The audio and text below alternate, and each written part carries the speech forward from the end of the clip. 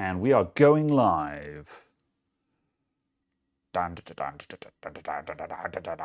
Welcome everyone to the Two Guys Talk Tech. I guess we do have a title for this show. Sponsored by Chris Kingan with $10 super chats at the start of every show. What's up, Chris? How you doing? Hello there. Yes. Two Guys Talk Tech for YouTube. That's the web show. Episode 24. I got a haircut. There we go. So yeah, I cut my own hair. That's it. That's the headline topic. And yes, sweeping hairs off the floor. I was doing that this morning, and yeah, luckily I there's a little bit it's poking out the side. Oh yeah, I couldn't do my neckline because I can't see the back of my own neck, and I wasn't brave enough. Like my theory. Okay, hang on a sec. Let me get the clippers. I'm not going to do it now. I'm just expecting to randomly hear. No, damn it! No.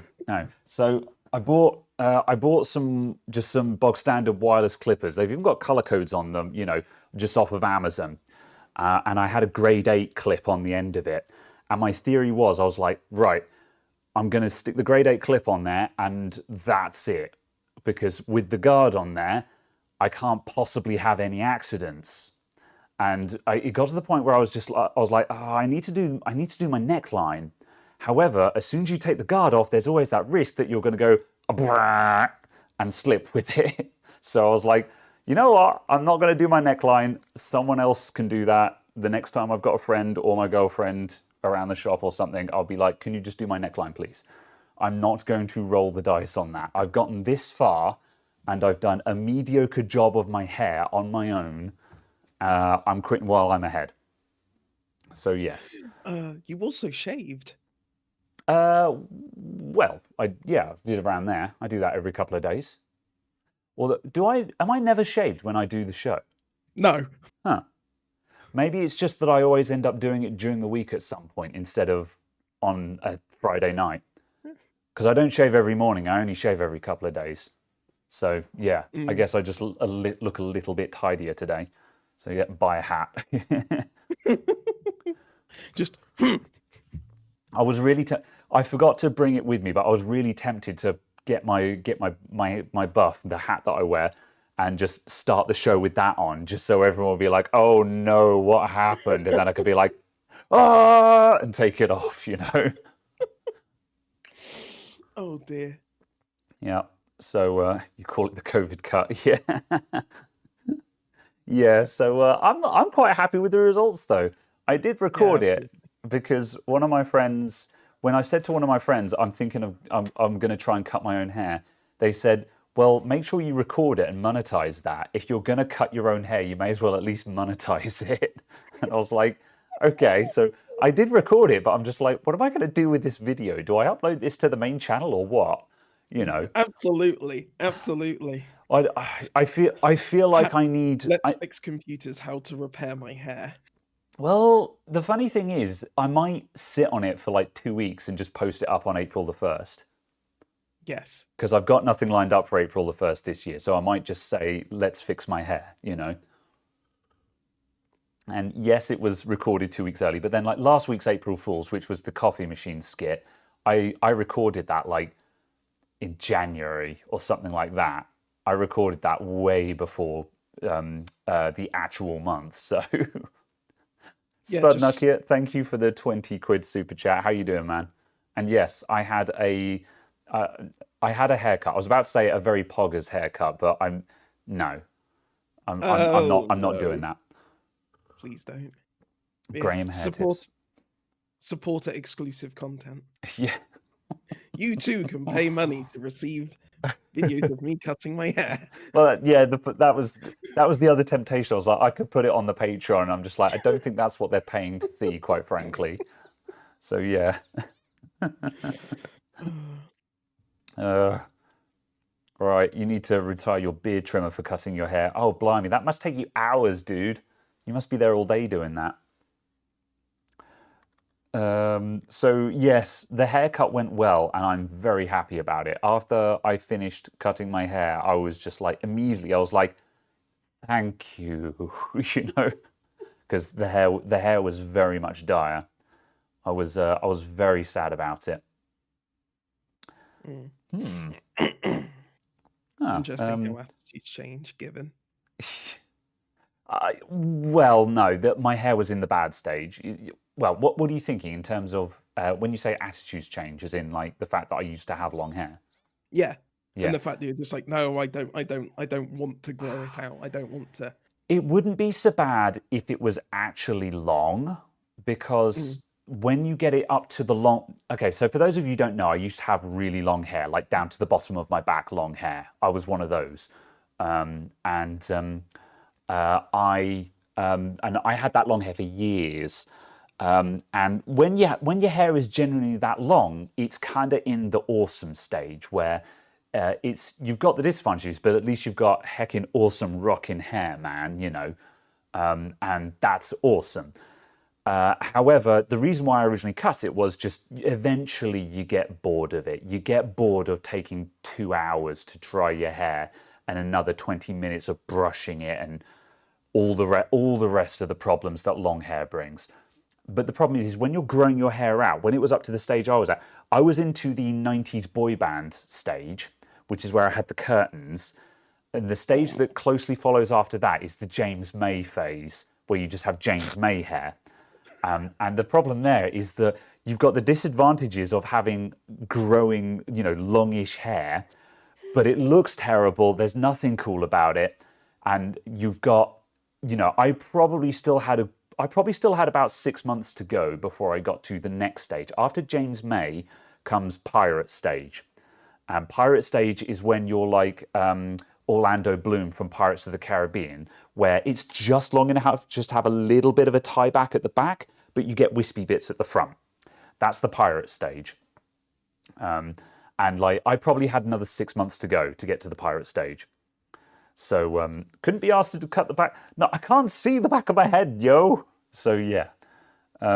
So whatever. So it's not so much that it's a change of heart. It's just the case of it would have taken me at least another year before my hair would have been long enough for me to actually be like, okay, but at least I have rad long hair, you know. And I'm not willing to wait that long. And even then, I don't even want long hair again anymore because of all the disadvantages. Yada yada yada yada yada. Absolutely. Yeah, Andrew So you Jackson, end up what's with going on? hairbands. Thanks for the £5 super chat for hairband. Yeah.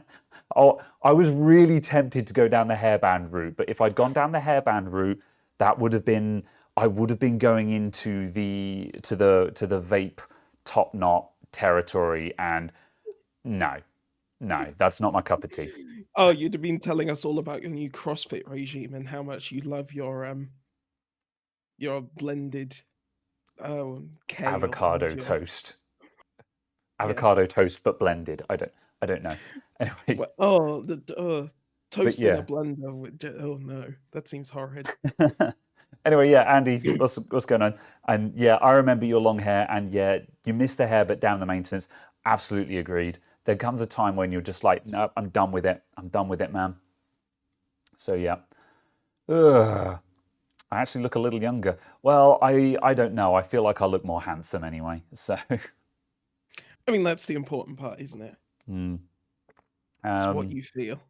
and also for those of you who are asking about who gave me the haircut, I cut it myself. I bought trimmers and I cut it myself. That's the story. I need to Right. do something. You need to do something Yes, with about this. your own hair. Yeah. Yes. Well, that was the other thing is I as per the end of the video, would you like an Amazon affiliate link for these trimmer cutters? So because I said that at the end of the video. I was just like, well, while we're here and I'm monetizing cutting my own hair, I may as well put an Amazon associate link for the clippers in the description. So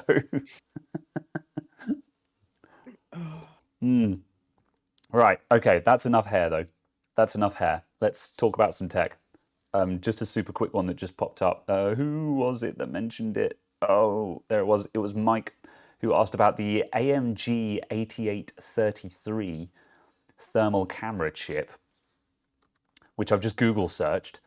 and you can get from Adafruit now. So Adafruit being the website that sells modules and widgets for Arduino, Raspberry Pi, and all of that, the electronics maker scene. And you can get an 8x8 thermal camera sensor from them now. I'm just trying to see if they've got a price on it, which is kind of rad. I think it's too low resolution to be anything other than Interesting novelty. a novelty, yeah. Although you can do certain interesting things in it. You can use that for motion sensing and stuff like that, which is kind of cool. I'm sure they've got lots of other things in this article I'm looking at. But yeah, I'm just trying to see color TFT. Where's the actual module? They've got all the breakout and stuff like that, the featured products, but I can't see an actual price on it, because that's what I want to know, is how much does it cost? Because that's what would make it kind of interesting. If it's really, really cheap, then that would be very cool. Pinouts. How do you not put the cost of this thing on there? Download ticket. They've got everything except the cost. Oh, wait. Well, they've got the breakout. Is the breakout included? Hang on a minute. Thermal camera breakout. I'm assuming that's it, the breakout, because it's the breakout board, I guess, is $45. So, not bad. I kind of need, I kind of need the whole setup to be the entire, like everything you would need to set up this camera to be $45. Otherwise, you may as well spend $100 on a second-hand thermal camera. But yeah, kind of interesting nonetheless. Where's my chat's gone? There they are. So yeah, $45. Yeah, a couple of people have just said $45, 50 euros. Yeah. So yeah, that's kind of interesting. Let's see. So that's kind of cool. I want to get into that. I was talking to someone else about it. I had someone in one of my Twitch streams who was saying, oh, do you do any Arduino stuff? And I really want to get into Arduino. But the problem is I can't be bothered to learn to code. Because I love the electronics side of Arduino, the actual building and making part of it. But there's no point in going into that route if you're not going to learn to code an Arduino. Because I feel like that's most of it.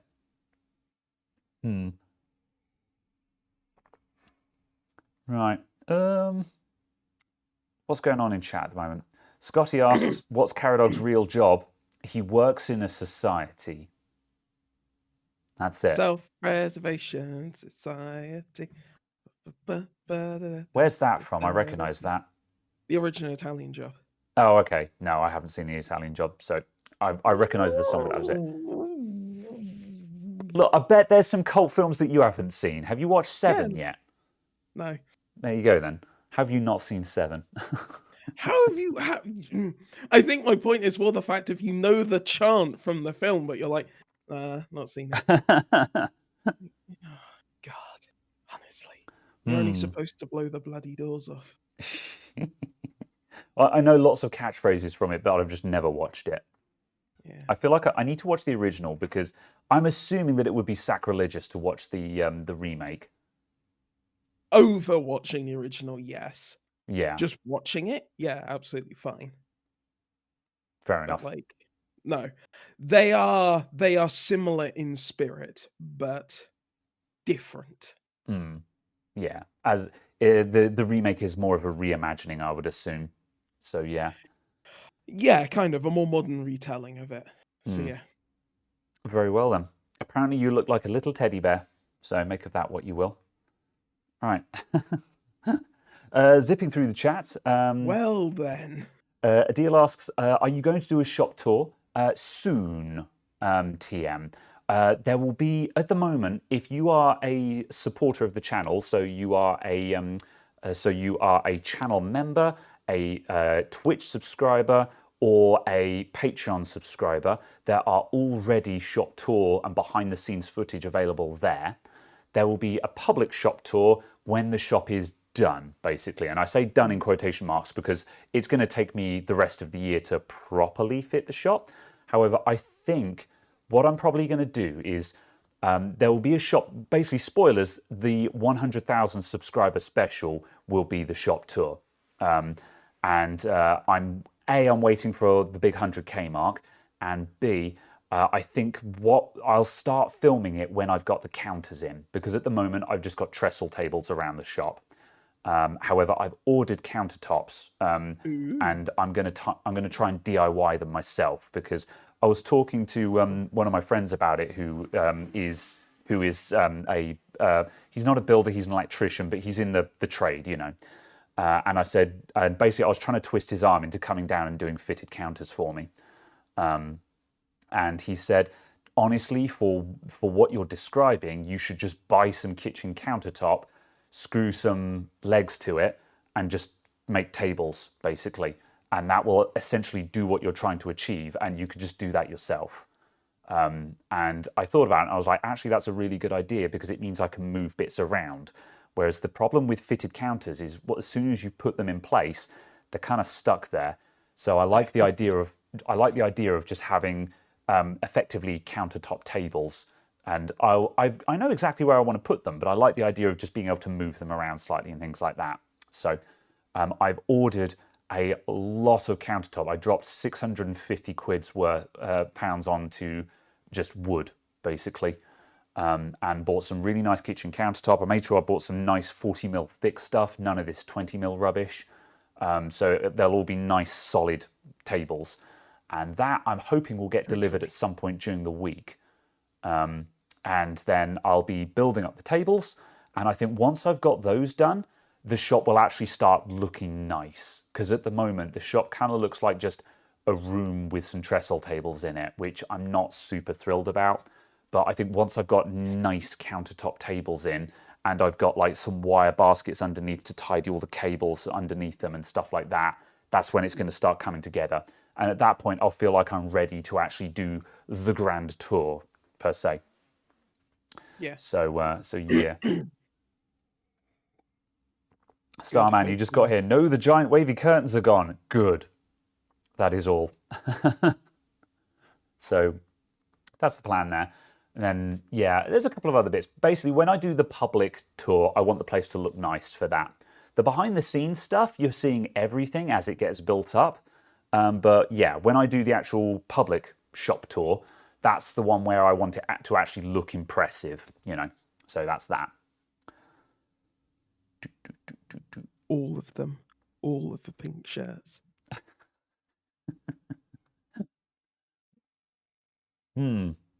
Right. What do I think about the 3060? Well, it seems to be a very nice graphics card that you can't buy. That's it. Sadly. Yeah. This is why we had basically no conversation about it when it released. It's just like, yeah, it looks pretty good. And this is like I watched a couple of the reviews. I checked. I think I looked at Jay's 2 Cents and Gamers Nexus, just because Gamers Nexus obviously give you all the numbers. Jay's 2 Cents tends to tell you what he thinks about it. He's good for an opinion piece, you know. And I agree with both of them. You know, on Gamers Nexus, the numbers for the card look great. It seems to be a brilliant successor to the 60 series cards. However, I entirely agree with Jay on this one, which was it's a case of it's a jolly nice card, but who cares because you can't buy it. It doesn't really matter what we think of it because you can't buy it, and it's frustrating. It's at the point where it's not just a man, what's the deal with this anymore? It's at the point where it's just like, this is just annoying now. It's frustrating because there's some really nice stuff out there and we can't buy it. I want a new graphics card for my PC at home. I've got the itch for a new graphics card and I can afford a new graphics card, but I can't buy one. Yeah. Just, yeah. So that's that. You think the 12 gig is a bit daft? Yeah, the 12 gig is a gimmick. Make no mistake. Well, it's because it's a 192-bit bus. Yeah. And they had to, it was either going to be a case of it was going to be 6 gig or 12. That were their options. Oh, yes, that's true. Yeah. So it's kind of a case of, and arguably they just it was a case of they didn't want to release a 6 gig card, Yeah. so they had to release 12. Yeah, that's legit actually. I was about to say, old 6 gig will be fine on that card. But Mm, on the flip side, everyone would have turned their nose up at it. And yeah, the optics of a 12 gig card are a lot better than a 6 gig card. I guess it kind of begs the yeah. question, well, why didn't you make it a 256 bus then? So you could just make it an 8 gig card. But I assume that just muddies the water with the TI or something like that. Also, the cost would probably have been more than the Mm. cost of the additional memory chips. Yeah. I mean, I guess that was probably that's probably what made the decision for them. Mm. I would guess then in that case. Also, possibly a case of, I don't know how the memory controller is set up, but it might be a case of it's in modules and it allows them to use 3060 Ti cores with a damaged memory controller module or something like that. So it Yeah. allows them to salvage slightly more silicon by Yeah. using a slightly smaller Yeah. These controller or something. It's just one of yeah, those theories. It's going to be one of those things or a combination of all of them, isn't it? yeah. It will certainly be a case of it will have been cheaper, whether it's cheaper because it's salvaging other cores or because the design is cheaper to make or what have you. Mm. It will be a case of it will have reduced cost. Yeah, I like to think it's a matter of salvaging other cores because that's ideally what you want to do because Mm, if you're salvaging cores, that essentially is giving you greater yields because less of the yield is waste. So, and absolutely. when we're in the middle of the worst silicon shortage that has ever been seen, that's you kind of want bigger yields really. The cost isn't really a factor at this point. It's like Absolutely. who was it who said it? I think it was Linus said it on the WAN show. The best description of it I've heard is that companies like TSMC, they're basically printing their own money, but they've run out of paper. Oh no, it was Yeah. Nvidia can print their own money, but they've run out of paper, Yeah. and that's it. It's money is not the issue here. Although, well, I suppose money would be more of a factor if we weren't in a silicon shortage. But either way, Yeah. like, yeah, right now they just want bigger yields, don't they? So, Yeah. It's just interesting to see as well the sort of political impetus that has been put on some of it as well. Certainly with a case of in America them saying about they've put a couple of $1 billion, I think, has been, sort of put aside, at least in theory, to upgrade manufacturing of cutting edge nodes inside the USA. Europe's doing something similar to increase its percentage, hmm, and the EU was saying that it wants to have 15% of global silicon capacity by 2030, 2035, something like that. So it wants to yeah. be a minimum of 15%. So it's just kind of a case of I don't know how I feel about it because part of me is a matter of this is a cash flow issue, and by cash I mean a silicon flow issue. Is that this isn't a matter of we don't have enough production. It's more of a matter of we're just stuck in a perfect storm of everything stalling. So mm, so part of me wants to say that doesn't investing in increasing production doesn't seem very useful because by the time that comes to fruition, we'll probably be through the stall issue, the cash flow issue per se. But absolutely. on the flip side, of course, it's also a matter of, well, look, the best time to plant an apple tree is 20 years ago. The Mm, second best time is now. yeah. So, it's, I suppose, to that extent, even if it turns out to have been unnecessary to do all these investments to increase production, if the cash flow issue doesn't resolve itself, then the investment will resolve it. So I guess they're covering all the bases there, Yeah. which is a good thing. Also, it's kind of a case of um, if there are issues which affect a part of the world, having greater capacity in other parts of the world Yes. means that those issues can get balanced. Yeah. It's definitely a problem having all of the silicon being made in one or two countries effectively, Mm. or one or three countries, depending on how you define countries. Um, But political snide. Um, but yeah, at the very least, though, yeah, that seems like a good idea. In the same way that China are trying to break their dependency on Western technology, it would be Yeah, nice for Europe to be producing, and it would be nice for America to be producing their own silicon, just so, as you absolutely. say, there's more than one place making it. Yeah, which is why I'm interested, at least from an academic sense, in China's efforts to make their own x86, Mm. x64 processors, and not have sort of designs that are ripped off from Intel or AMD Mm. or VIA or anything like that, but to actually have their own built designs.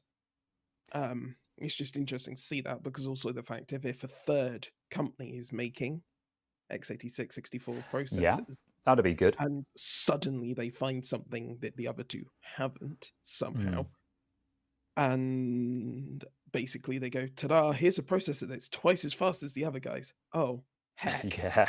I mean, You that'd know, be great if that happens. I mean, they're probably decades away from such a thing. However, of course, mm, as said, the best time to plant an apple tree is 20 years ago. So, if you mm, want to actually make your own, if you want to make your own architecture, or you want to make your own CPU, then yeah, you better get started, because if it's going to take you a couple of decades, then the sooner you start, the better. So, yeah, to that extent, yeah, it's clear that China are using licensed designs for a short-term solution, mm, but certainly they're almost certainly working on their own stuff for the long-term solution.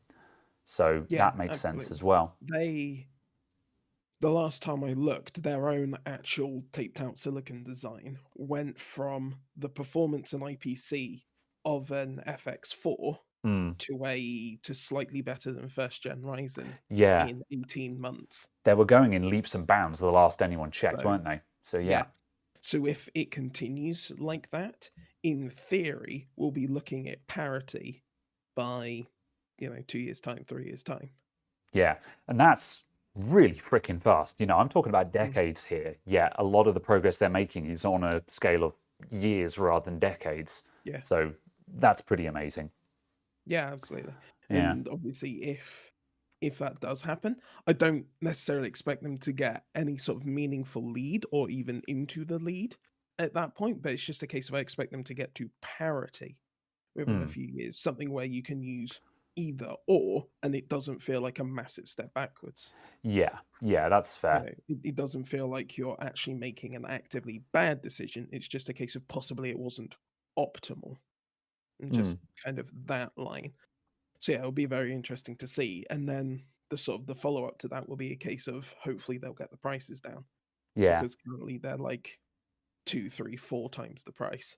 Yeah. That's going to be So an economy of scale issue, isn't it? So and yeah. China certainly has the scale. Yeah. Yeah, that is true. Once they got it going. There's a billion people there, so Mm. Yes. Fair enough. All right. certainly a market to look Um, at. Yeah, Joshua Matlas, thank you very much for the £5 super chat from earlier on there as well. Greatly appreciated, my dude. What do you think of my setup? Ryzen 7 3700X, 48 gigs of RAM, RTX 2080 Super, and NVMe.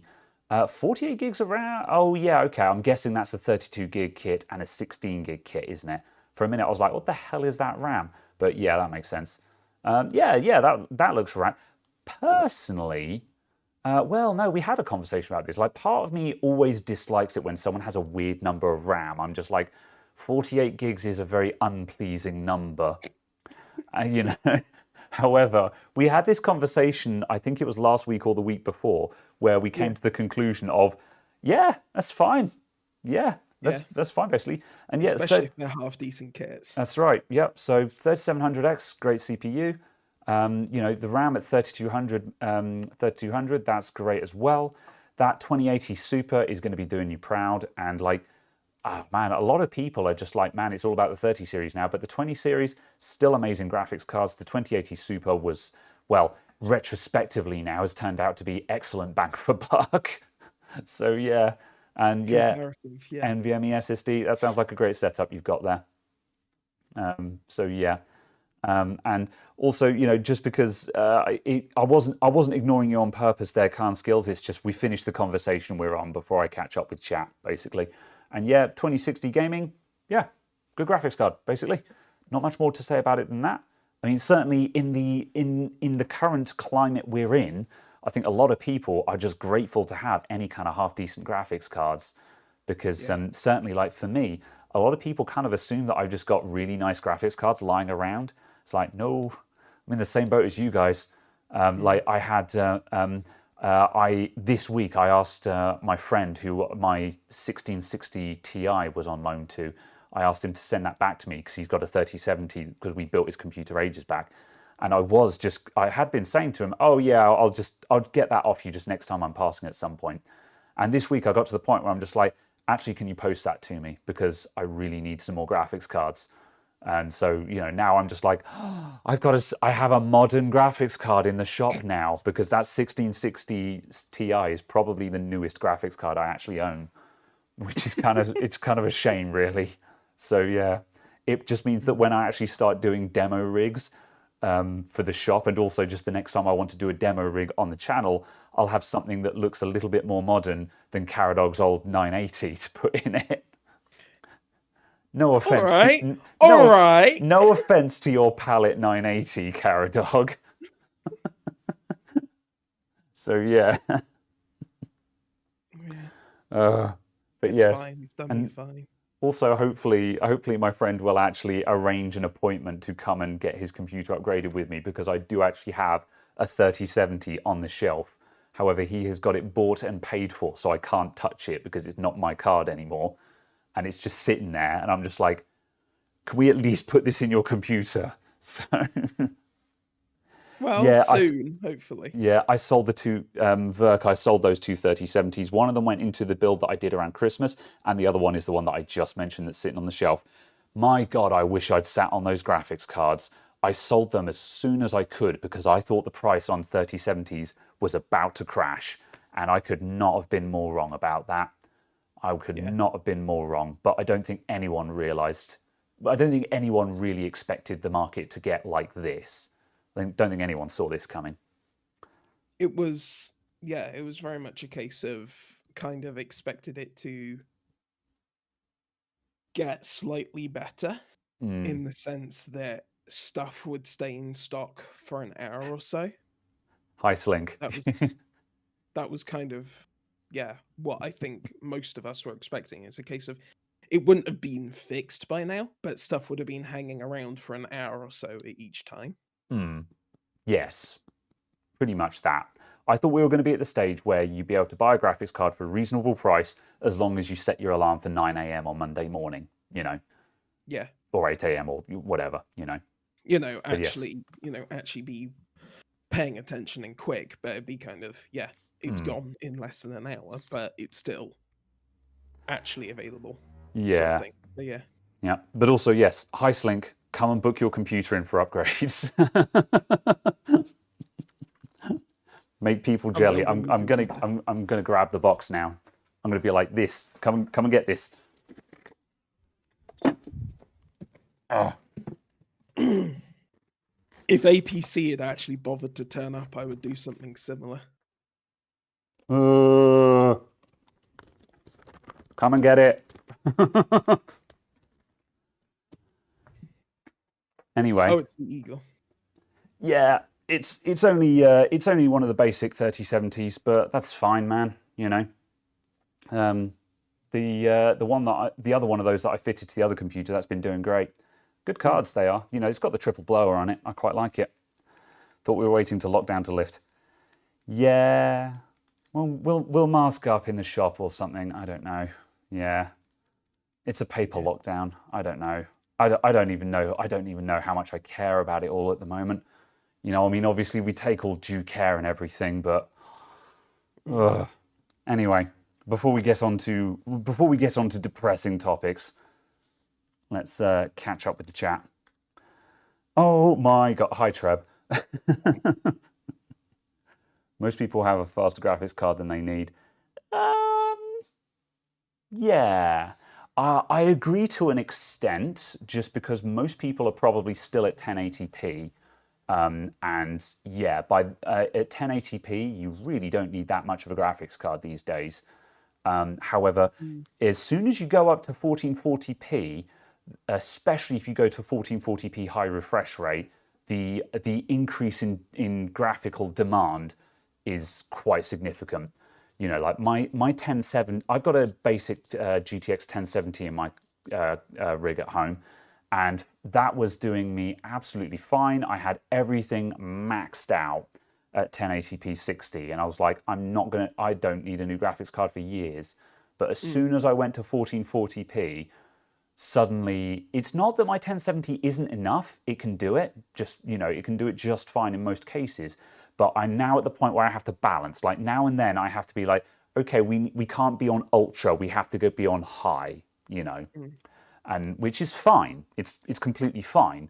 But it's that little reminder that you get now and then where you just touch the limitations of your hardware and you're just like, oh, okay, that's the ceiling. Yeah, okay, this is fine. I'm quite comfortable just below it, but that's the ceiling right there, So, But yeah.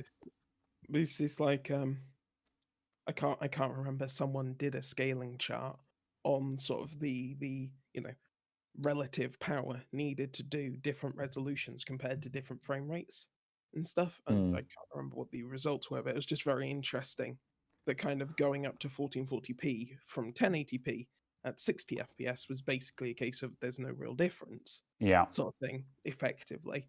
Um, Whereas it was a case of going to double the frame rate, you need more than double the performance I think that's the other thing that and people just forget. stuff like that. Yeah, is that these days when you go to a high refresh rate monitor, 120 hertz doesn't sound very high. Mm. That's the entry level for high refresh rate, right? But then you remember that's twice the speed of a normal Mm. monitor, and that's double the frame rate. And then you think, oh, actually, I'm asking quite a lot more that Mm. I hadn't. It's easy to forget what you're actually asking from it. Yeah, because going 1080p to 1440p is, say, 25%, whereas obviously going to double the frame rate is double. It's Mm, literally double. Um, yes, it's double the so amount of pixels. it's that kind of scaling. Yeah. Um, what was that other one? I just saw a couple of good questions. Yeah. Oh, yeah. There's a couple of things I just saw. So you're going to be showcasing more demos in the shop. There was me thinking you were going to turn it into a mini internet cafe. A little bit of both. I'm going to have a couple of demo PCs set up, probably like two at the most, just because I don't want that much hardware sitting on the shelves. Because obviously, stuff you have on the shelves is dead money. You've got to sell that at some point, otherwise you've just lost the money. However, I've got enough stuff lying around to have at least two demo computers built up, even though like right now the demo PC that I finally got around to building this week, that's got an Athlon 200 GE in it. However, no one can see what CPU is in it. As long as it looks pretty, it doesn't matter, right? However, just don't open Task Manager and see that it's a dual core. So yeah, I can easily have a couple of those set up and they look nice and they light up and the RGB is on and it looks pretty. So I've got that going on.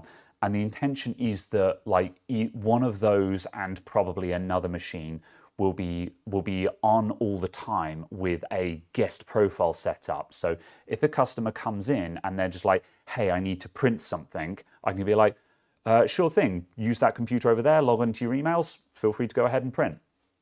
And I can just let them get on with it. So there will be a little bit of both, but I'm not planning on doing internet cafe as a service. I'm not going to start serving drinks and stuff like that, just because I got better things to do and there's not enough money in it. So yeah, it'll be a bit of both basically. Yeah, kind of not a case of necessarily an internet cafe, but just a case of if someone needs to quickly sort something, you have a separate machine they can do that on. A resource center per se. Yeah, Yeah. with an actually functional printer. Yes, because also I have suspicion that the last place in Shaftesbury that was doing this, because there was a place in Shaftesbury called the Shaftesbury Resource Centre, where they did, photocopying, public internet access and things like that. However, I'm not sure if they're actually still open, not just because of lockdown, but just full stop. I think they might have thrown in the towel. But, it's the case of, now and then people do come in and they're just like, oh, I need to get online and I don't have my laptop with me or something like that. And it's a case of, the library is a bit sketchy and their computers are about 20 years old.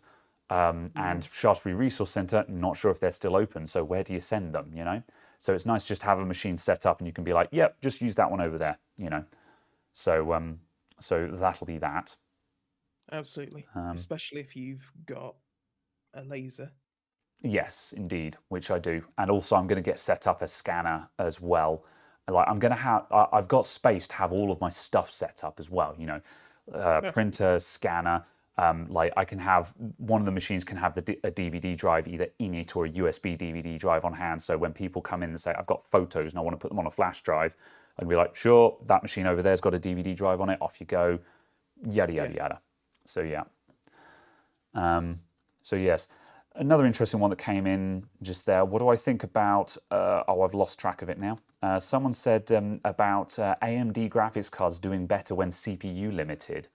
I had heard something about this. I saw a headline or something. Do you know anything about this, Caradog? Yes, I believe it's off the back of Hardware Unboxed's video. Yeah, that's the thumbnail I saw. Haven't seen any of it. And basically a case of, yes, when CPU bound, AMD cards perform better currently. Okay. Which is interesting considering it was a case of 2 years ago, 3 years ago, there was a huge overhead on the AMD drivers when CPU limited. Yeah. So firstly, I feel like to really understand what this actually means, we have to make some definitions. So CPU bound, so obviously when you're trying to play a game on your computer, the frame rate of the game, so how fast the game runs, is going to be dictated by how fast your computer is. So you've got how quickly your graphics card can render and how quickly the CPU is able to run the show and feed the graphics card. Now, obviously, and so it's a question of which one hits 100% load first.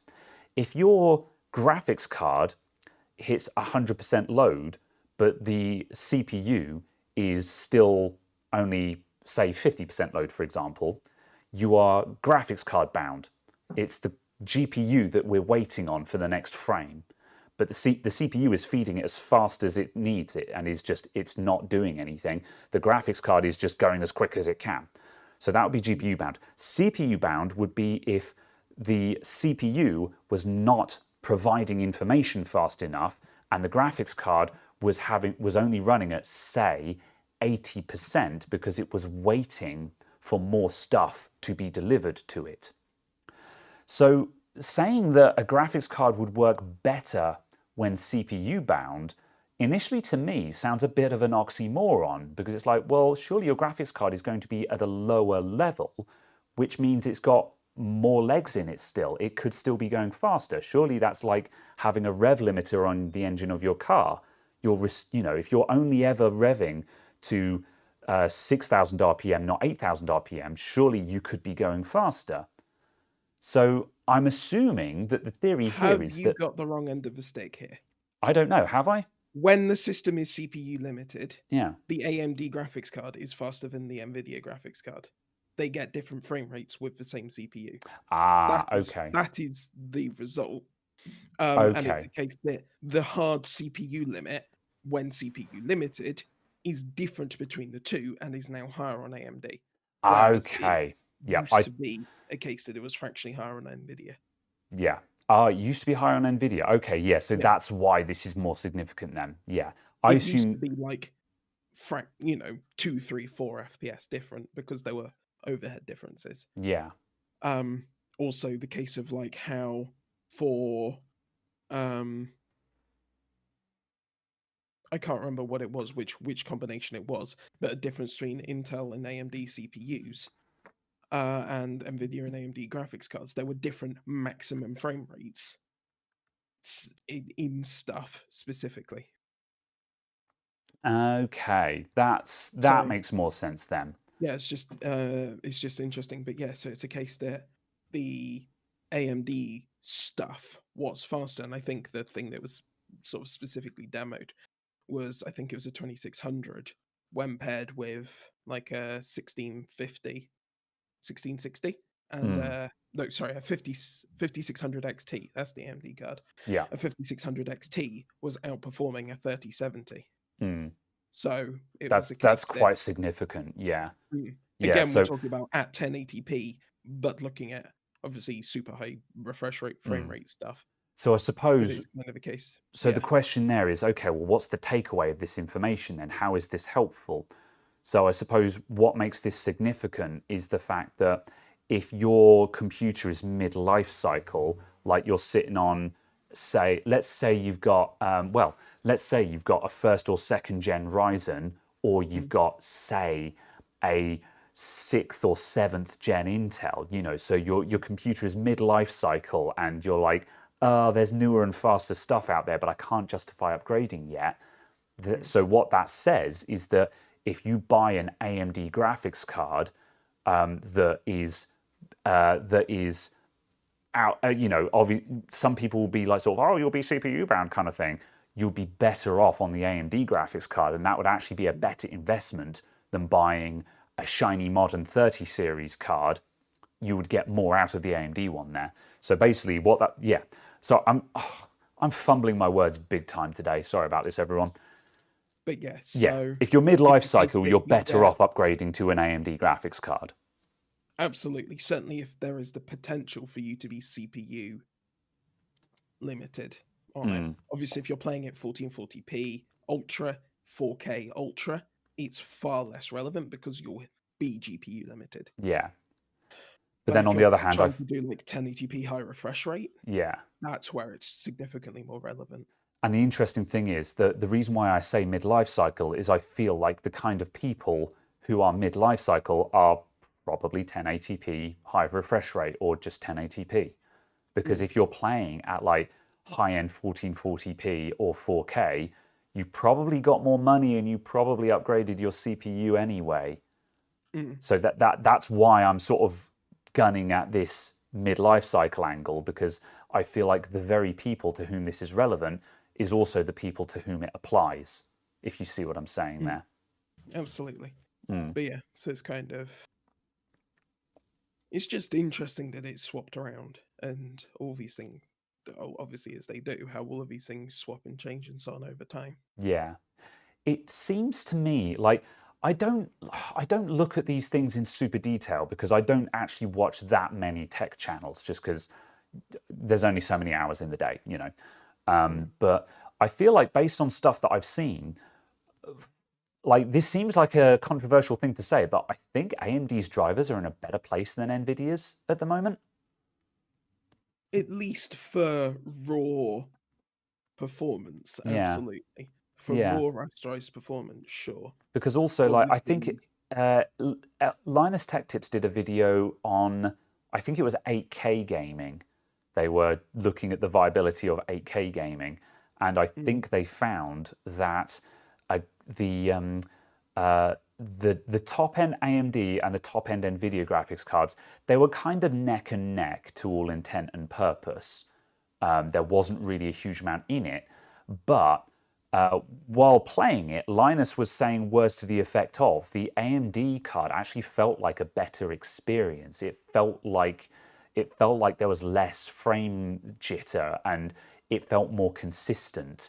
It felt like possibly slightly lower but more consistent frame rate, which, as everyone knows, will feel nicer than higher maximum frame rates that are a bit jittery kind of thing, because it's a yeah, lot easier to perceive jitter than it is to perceive slightly lower frame rates. yeah. It was interesting.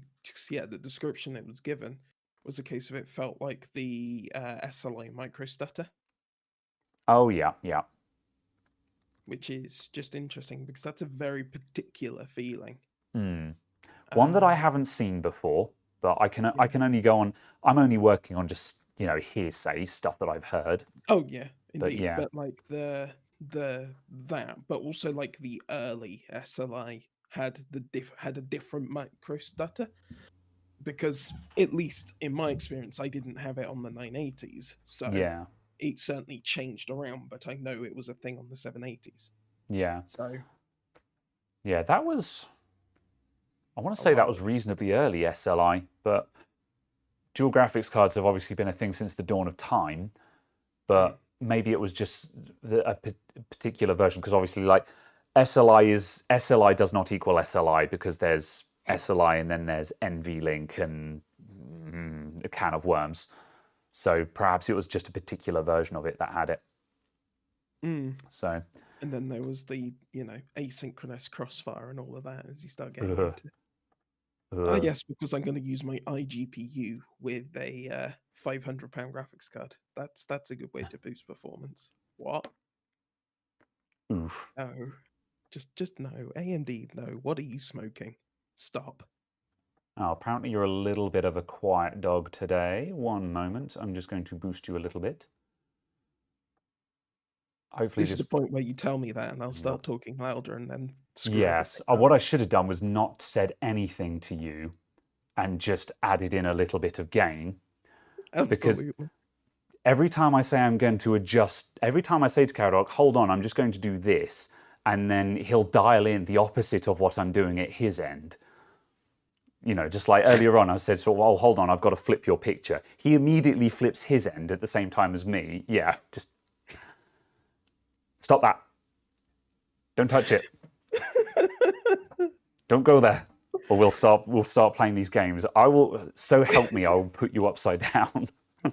So, anyway, hopefully you should be a little bit louder now.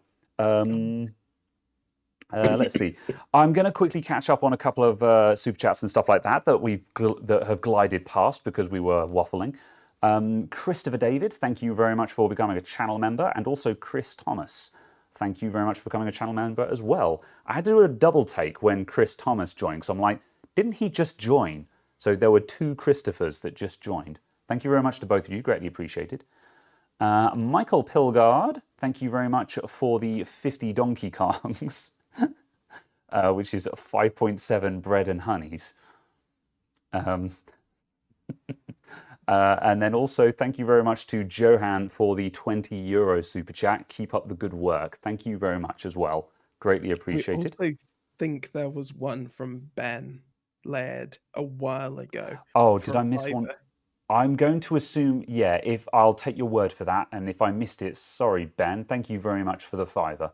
If I missed that one. I think I've missed a couple today just because, yeah, we've sort of been getting onto waffles and then I've missed it.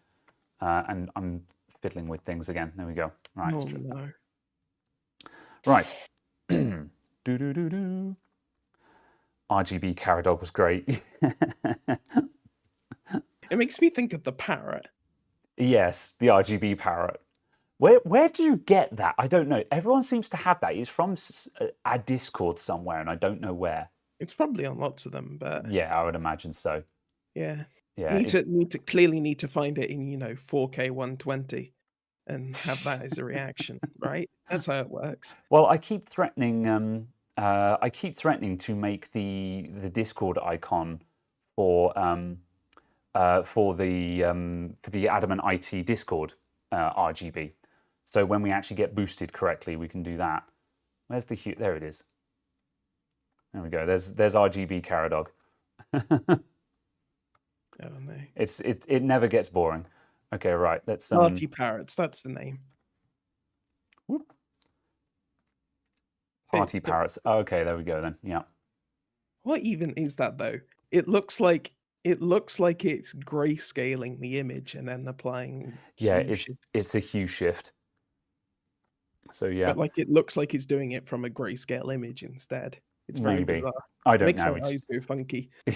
It's just an OBS filter. I'm not sure why it's. Well, actually, there's reasons why you could use it. You could use it for various color correction, but nah. I'm not sure that's a color correction. I need to know the situation why you'd need. I don't know. I'm sure there's niche uses for it. Right. Yeah. I feel like it's cheaper to replace the camera than work out automatic hue correction like that. I don't know. If you need it automated going, whee!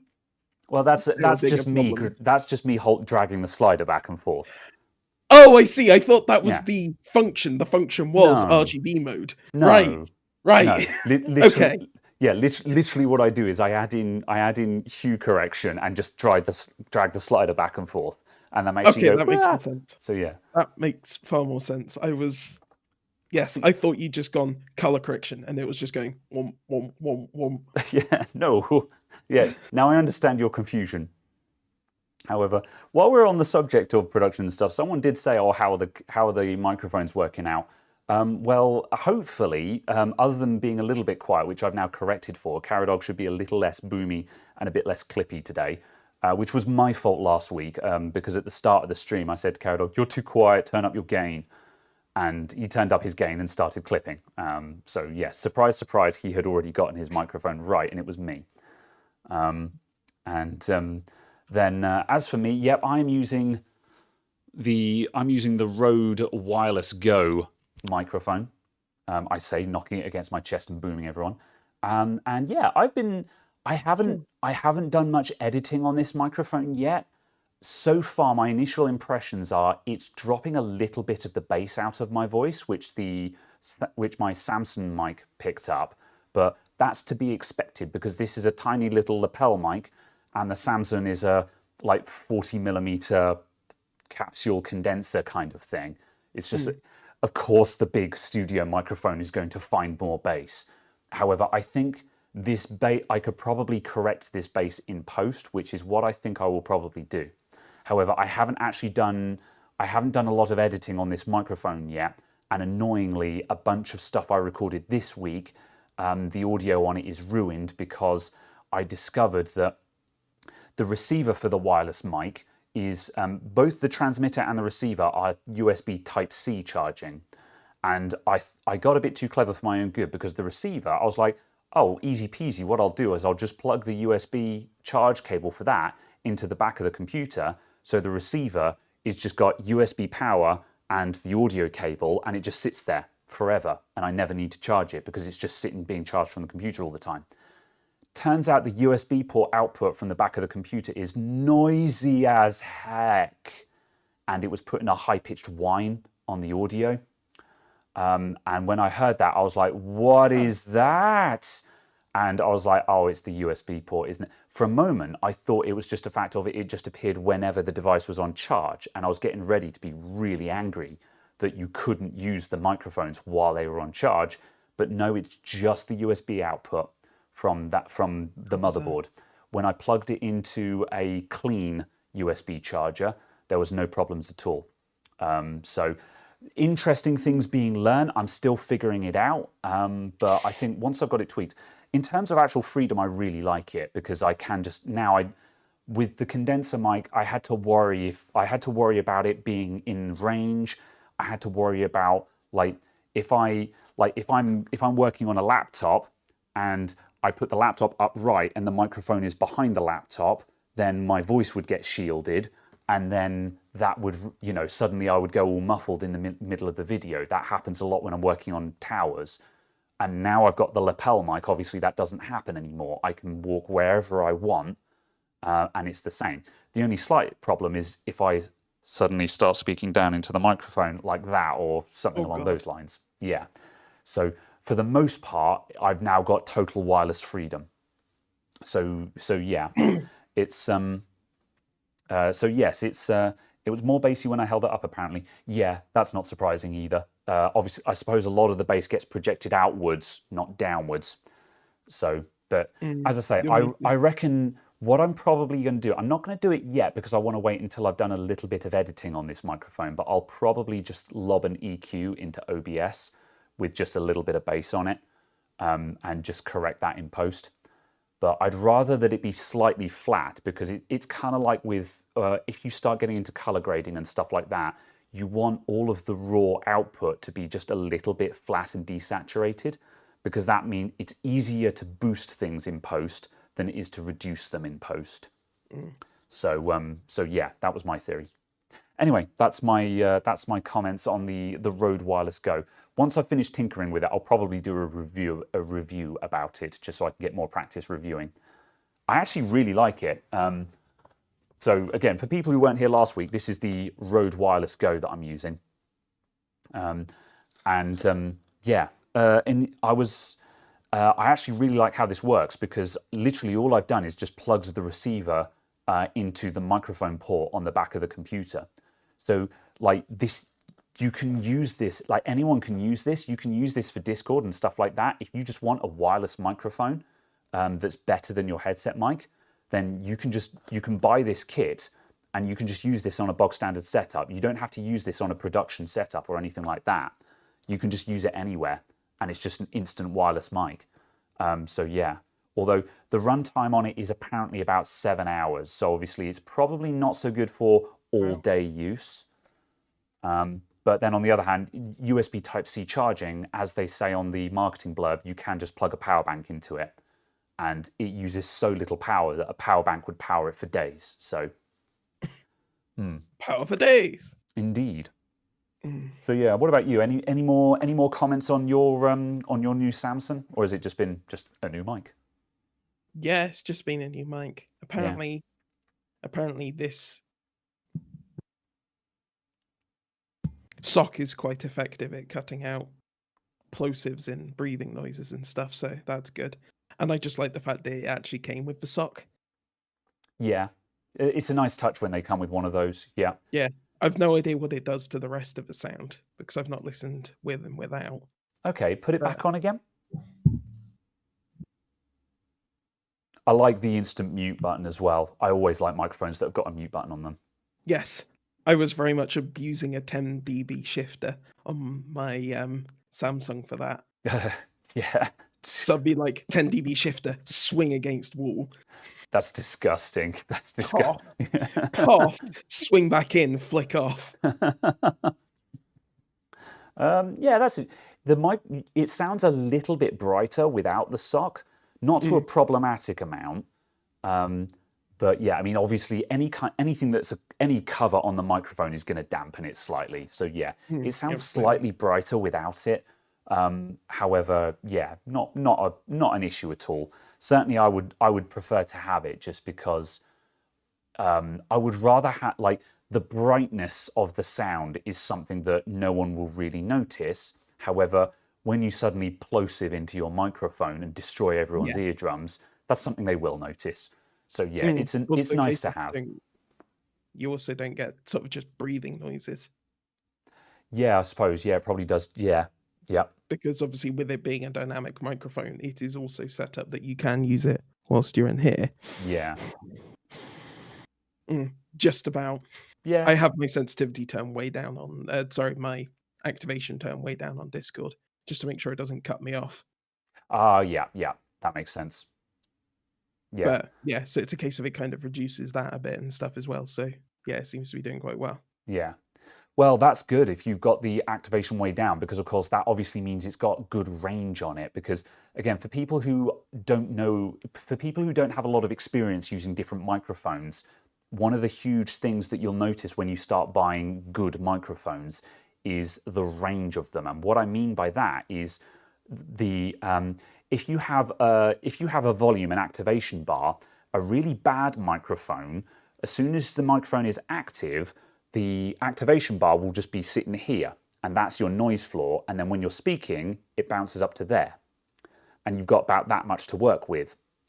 And for that, you need to get your activation point just spot on. Otherwise, it's constantly picking up background noise. Whereas with good microphones, when you're not speaking, it's there, and when you are speaking, it's there. So the idea is you've got all of that volume to play with, and you can be very quiet or very loud. So yeah, if it's got that massive range on it, then that's really good. That's really nice. This is with the activation manually set to minus 99 decibels. Yeah. And there's nothing. It doesn't activate. Yeah, I've noticed that with the Rode as well. The receiver for the Rode has got a nice little bar graph on it as well. So what's quite nice is I've positioned that. I can't show you guys without disconnecting it, but well, actually, hold on a sec. I'll disconnect it to show you in a sec. But the receiver has got a little screen on it, and it shows the activation bar graph on there. So what's quite nice is not only do I get the recording volume in OBS, but I can also actually see the raw activation on the microphone receiver, which is really nice because it just lets me see what the microphone is hearing and what I'm actually recording as well, which is a nice little quality of life thing. Also handy if you're troubleshooting and you're trying to find out where you're losing the audio, kind of thing. But yeah, Teltac says, have you tried turning on the Discord background noise reduction? I haven't tried turning it off. Sometimes I feel like it's a bit overbearing, but on the other hand, I haven't tried turning it off to see what it's like without it. So, Are you talking about Crisp?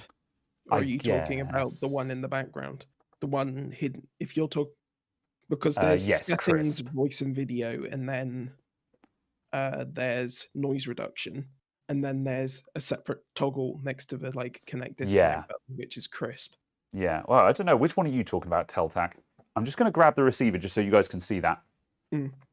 So I have the noise reduction as in buried in settings on, but I don't use Crisp, only because apparently it, certainly when it was the open beta, it had a tendency to go slightly tinny and very robotic.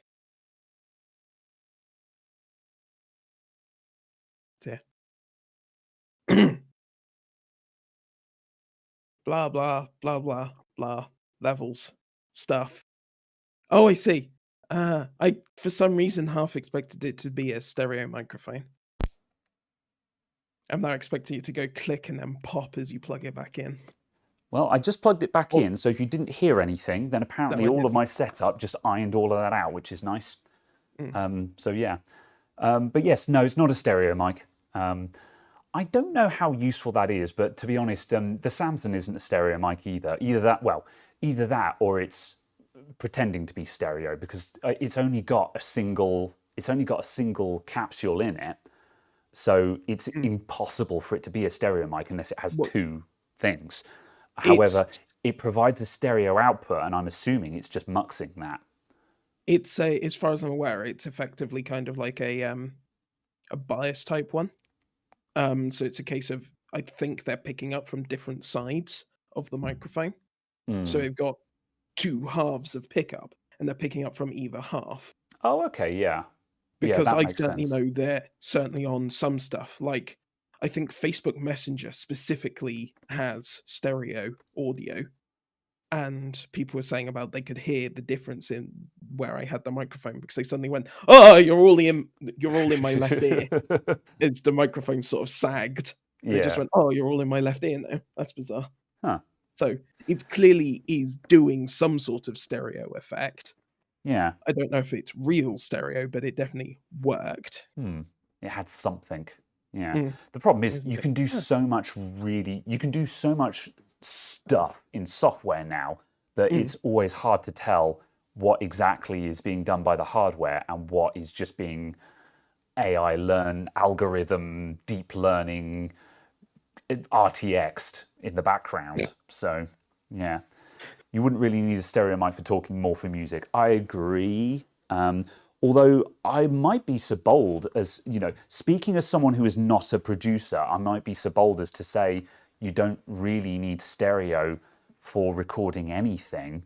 You only need stereo when you actually get to the mix, surely.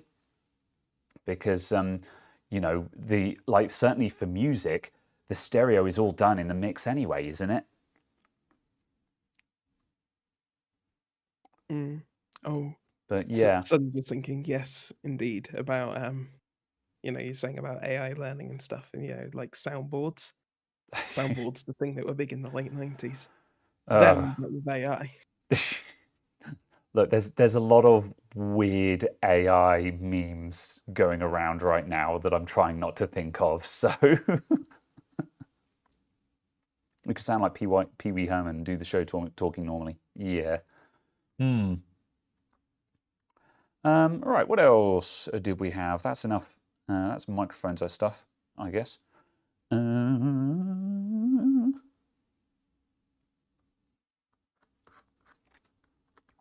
Nope, that's it. We're going to need a new topic. What else has been what else has been occurring this week? Oh, Noel Dowds earlier on asked about interesting repairs, actually. So I'll talk about interesting repairs.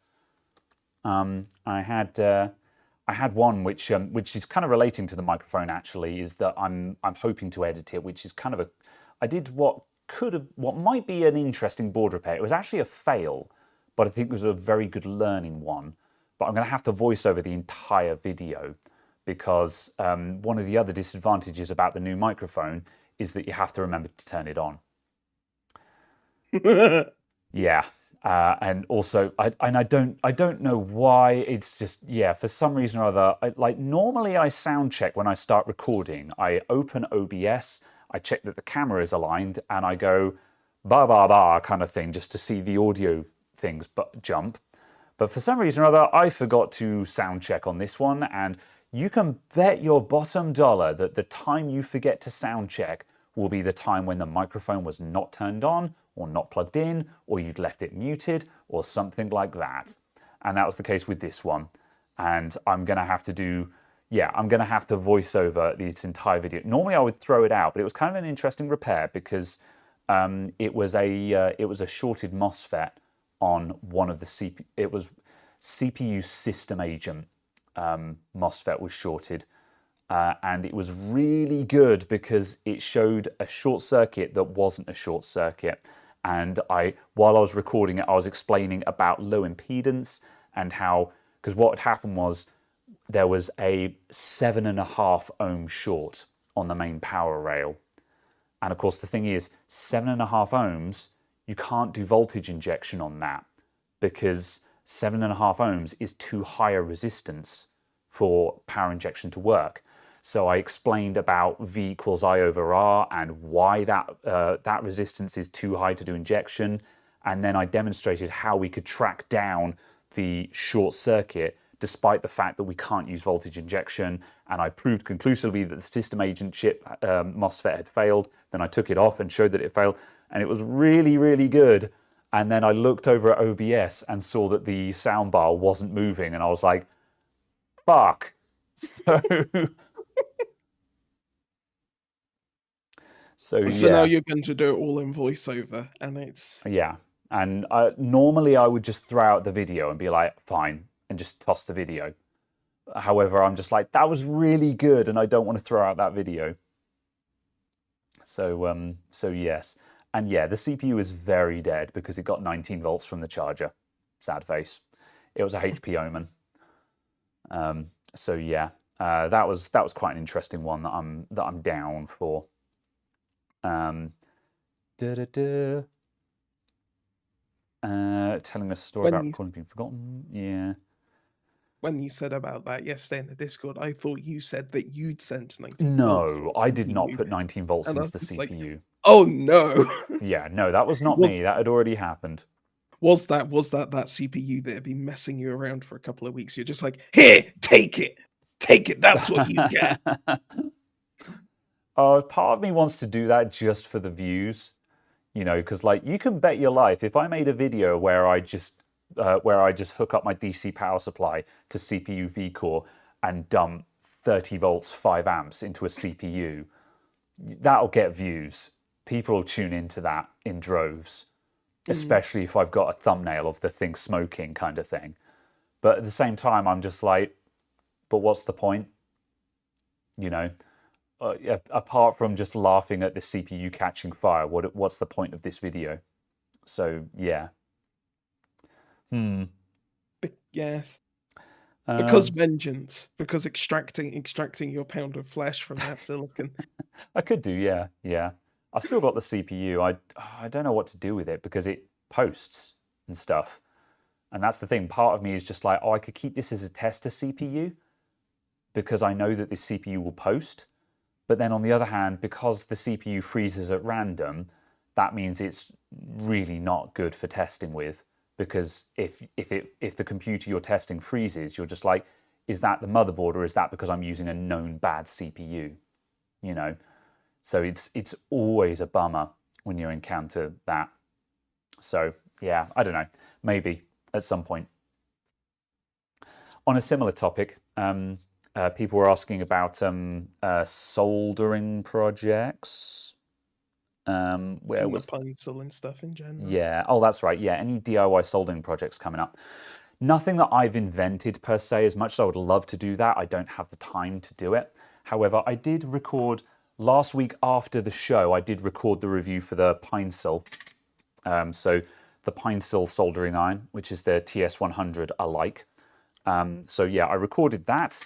The audio is not stellar because it was the first time recording on this microphone, but it's good enough. And I made I soldered together a little heart. It flashes on and off. I'll power it on for you for your pleasure, everyone.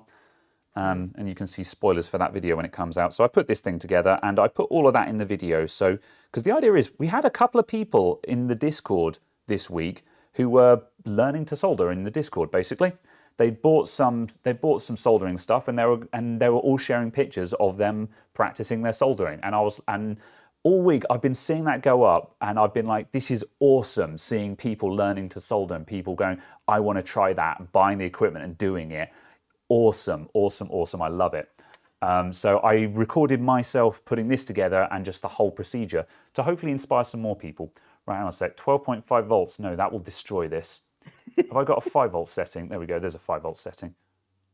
5 volts. Ah. Oh.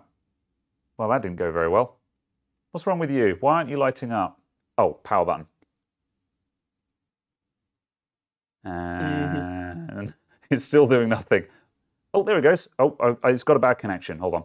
There we go. Yeah. It's a green heart. Yeah. Yeah. And that's it. That's what it does. It just does a little breathing effect on the green heart.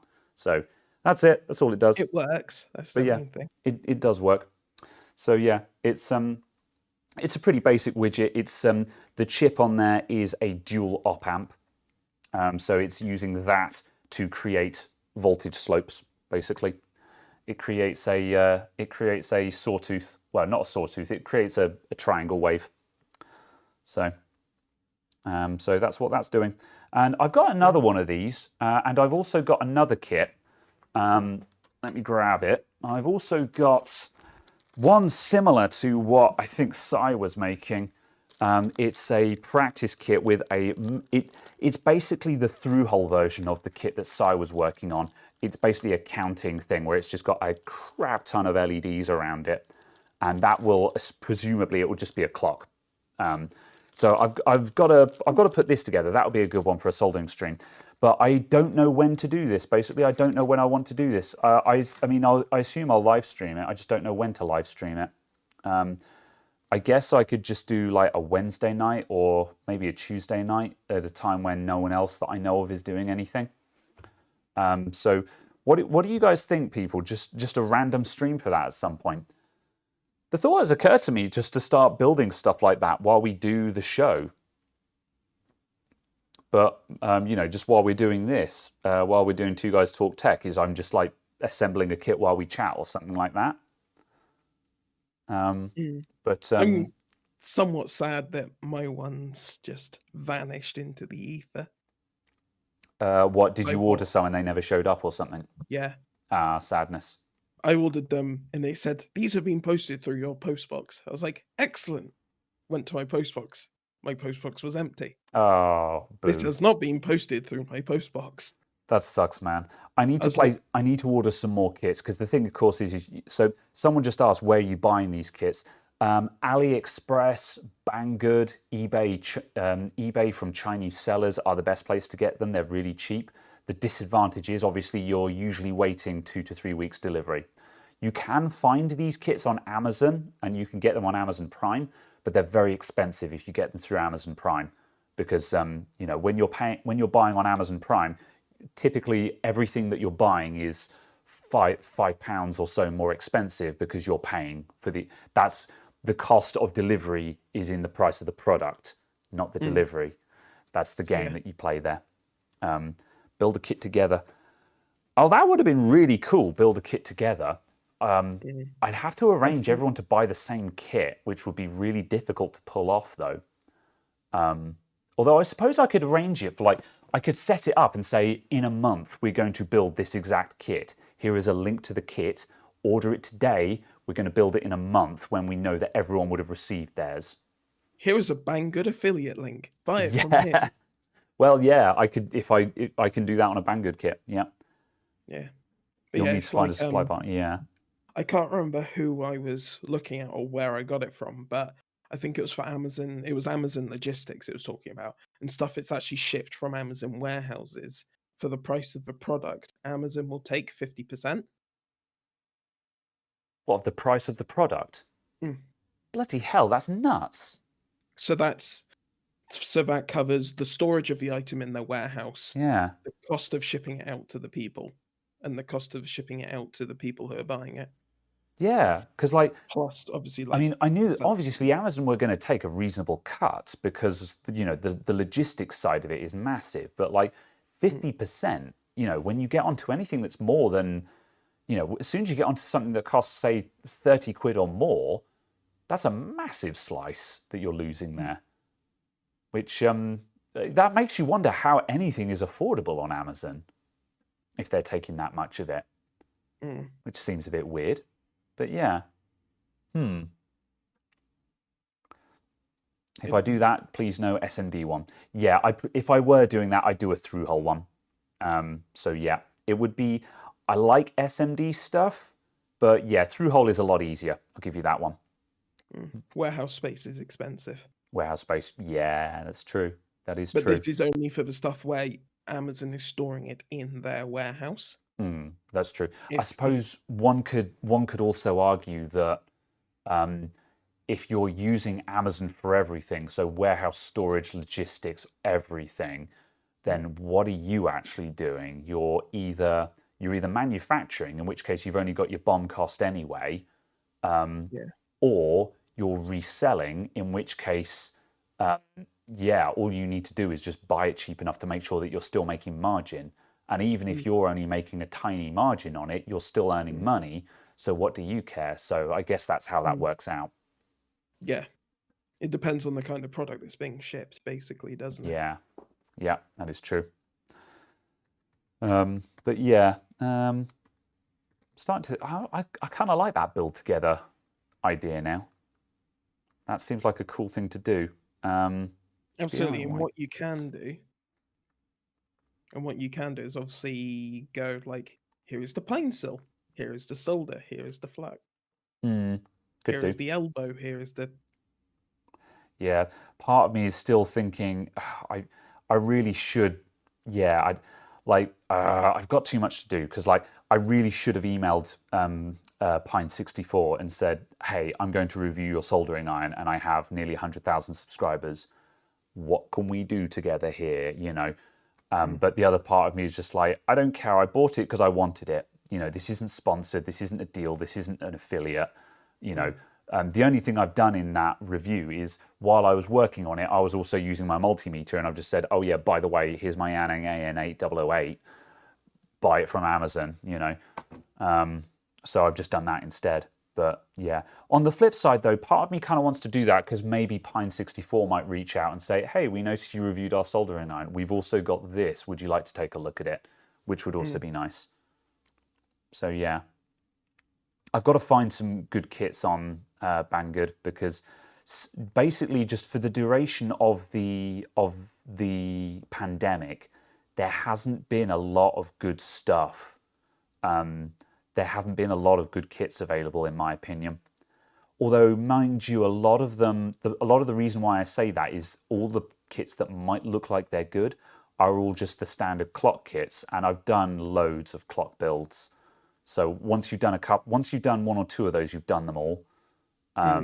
So they kind of don't hold my interest, and a lot of them are really simple. It's got like 2 chips, a regulator, and the 7-segment displays, and that's basically it. This one was actually a really nice kit, this little heart. Even though all it does is flash, it was actually really good because, you've got some resistors there, you've got a 8-pin chip, you've got like a capacitor, you've got a transistor, you've got the LEDs. There's actually, considering all this is an LED flasher, there's actually quite a lot of stuff on it, which makes it a really fun kit. Because that's what I'm looking for when I'm buying these kits. I'm looking for one that has a really nice selection of things on it that makes it interesting to build. Yeah, It's also making it kind of a case of worthwhile for the learning practice. Yeah, A kit that actually has enough s difficulty in it yeah. to make it worthwhile. It would be nice if that's the problem with a lot of the kits that you buy is a lot of them are not really built with. They're just either SMD practice kits or through-hole practice kits, but there's none of them that give you like a little bit of both. And like the SMD kits, they tend to be like 0803 size, which is getting down to the small stuff because Mm. that's what is cheap and available.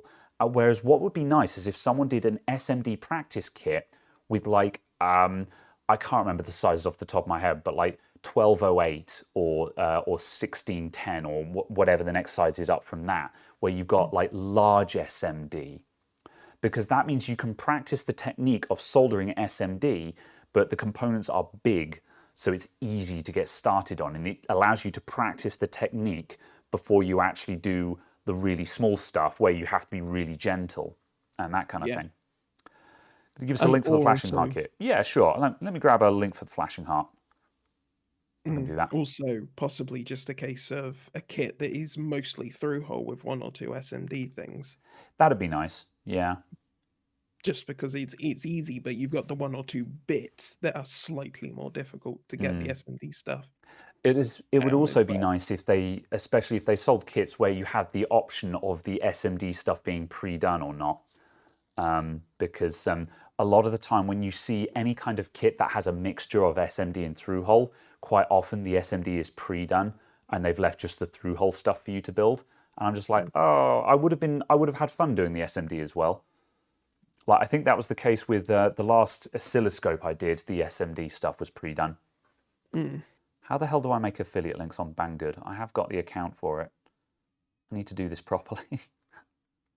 indeed. Um, Yeah. I think it's one of those things where it's just kind of I think the other thing that could be quite good is, I guess, for you to kind of do the inverse, is to do a kit that's a bit rubbish and then kind of go, right, what components do we add to make it better? Or which components do we swap out to make it a bit better, make it a better kit? So it's kind of a case of you're doing kits, but you've got bits lying around. How do I make this slightly better? How do I make it so it's less glitchy? yeah, How do I make it so there's less strobe effect? Stuff like that. yeah. It'd Like the also cheap be, LED bulbs and just things like that. How do I make these slightly nicer? and especially if it's a kit where I can actually reverse engineer it and explain how it works as well. The more Mm, I think about it, the more I'm thinking I should do this thing that we're talking about just with the heart kit, because this is a really good kit and it's very mm, easy to understand. But also it's got some cleverness in it. And I'm like, mm, actually, this would be because like I could probe this with the oscilloscope and show the slopes and stuff like that. mm. That would be really freaking cool. The more I think about it, the more I'm like, I should just do this with the heart thing. So Did yeah, you get anywhere with finding a nice oscilloscope? I yes and no. I keep forgetting the one that people keep recommending to me. A couple of people keep recommending one of the Rigol scopes to me, but I want some. And I really should just buy that one. Like the problem is, I look at it and the screen on it isn't very big. It doesn't look nice and flashy. I'm like, oh, I want one that's shinier than that. But then on the flip side, it doesn't actually matter because, like the even the Rigol has got HDMI output on it anyway. So when I actually get Oh, to really? using the scope live, yeah, most modern scopes have got Huh. HDMI on them. So actually, when I get to using it in repairs, I'd be HDMI capturing it anyway. Mm. And so yeah, kind of like I've now got the software capture for my bench power supply set up. So That's you good. know it means that people can see what the equipment is doing anyway. So Oh, yeah, 'cause you had that in the, was it a Mac video you did? not yet. The MacBook Air one that I've just done. What you saw was I posted a tweet where I featured it. Was it? Okay. I Yeah, could have sworn you did an actual video with it in, but clearly not. yeah. I can But yeah, I'll that's cool. bring it up. Can I add it to this scene easily? Window capture. I can. DC power supply add. There we go. Suddenly, it's just going to be a big 00 somewhere appearing across Yes, the screen. it's on the screen now. So yeah, there's that. And if I turn the power supply on, oh, hang on a sec, I need to connect the software because the software was closed. Right, activate, turn on. Activate. There we go. So that's now showing 5 volts, and if I change the power supply to 1 volt, and as you can see, that's reporting the voltage that the bench power supply is at. Mm. So yeah, that's now working, which is super cool. So That's yeah, handy. and I'll be able to do that with the oscilloscope when I get it, which will be cool. So yeah, where is this heckin' link? Oh, bollocks to it. I'll just link it in without an affiliate link for now, because I'll do another thing another time anyway. It's whatever. I'm not going to be that much of a Scrooge. However, I would like an actual shareable link that's not a million miles long. Yeah, that's the kind of problem. Oh God, how the hell do you shorten links on Banggood? You know what? Here comes a disgusting link, everyone. I'm whatever. Yeah. I'm whatever. Yep. I Blah. am whatever. There we go. Oh, there we go. YouTube saved me. YouTube just was just like trim. So there you go. There's the link for the heart. So yeah, that's the heart kit. So it comes with everything you need. The only thing to bear in mind is it doesn't come with a power connector of any kind. So you will need you'll just need a couple of wires that you can solder onto it, and you'll need a 5-volt power source. So what I would recommend doing to actually power this and other similar widgets is I would get yourself, where is it? There it is. Get yourself a grossy old USB mouse, some kind of really horrid grossy USB mouse, chop the wire off, splice the wires open, and then you've got 5-volt USB plug that you can solder into it. Right. And that's a way of powering it. Or, of course, if you've got a bench power supply, you can run it from that. Or, yeah, it's unfortunate that, unfortunately, 5 volts is like, it's DC 4 volt to 6 volt. And it's just too high to run it off a single LiPo cell. I did actually test it, and unfortunately, a LiPo cell was just not quite high voltage enough to start the chip. And it was a very like sort of and it wasn't very happy. So that was a shame. So yes, let's see. I do kind of want a bench power supply, just because there's occasionally times when you're just like, oh, I need something like this. That's what bench power supplies are good for, man. And it's that's so infrequent that every time I've gone, I've just been like, oh my God, I just need. Yep. And bench power supplies are really handy, man. But what would be nice is, yeah, I mean, the problem is getting one that's a nice one per se is going to cost you 60 or 70 quid, which is a lot, and that's a lot of money for something that you're potentially going to use extremely infrequently. But then on the flip side, you could probably get one like my old one for like 40 quid. So that kit is 1.5 euros on AliExpress. Oh, is it cheaper on AliExpress? Let's check it on AliExpress. I hadn't checked. Good Lord, 1.5 years. How is there any money in there? Yeah, that I've got to see. Let's see. Heart DIY kit. How? Oh, it's like some of the random stuff you see on eBay for like 99p. Yeah. It's like, how is there any money in this? Yeah. Yeah. You got a link to that, Freeman? Because like I want to order some more of these anyway. Because like something else I kind of want to do is just have like a box of these kits. So like at any given time, if like I'm reviewing a soldering iron or like like part of me would love to have a soldering iron bench set up in the shop. And if someone's just like, I want to try soldering, I can be like, sure, here's a kit and a soldering iron, have a go, kind of thing. And guess what? It's an actually half decent soldering iron as well. Yeah, like that'd be really cool to do something like that. And I just want to buy like a box of these. Oh my God, 78 cents. Have you found it?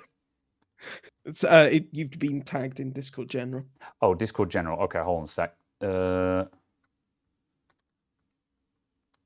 just Oh like, yeah, hang on a sec. what?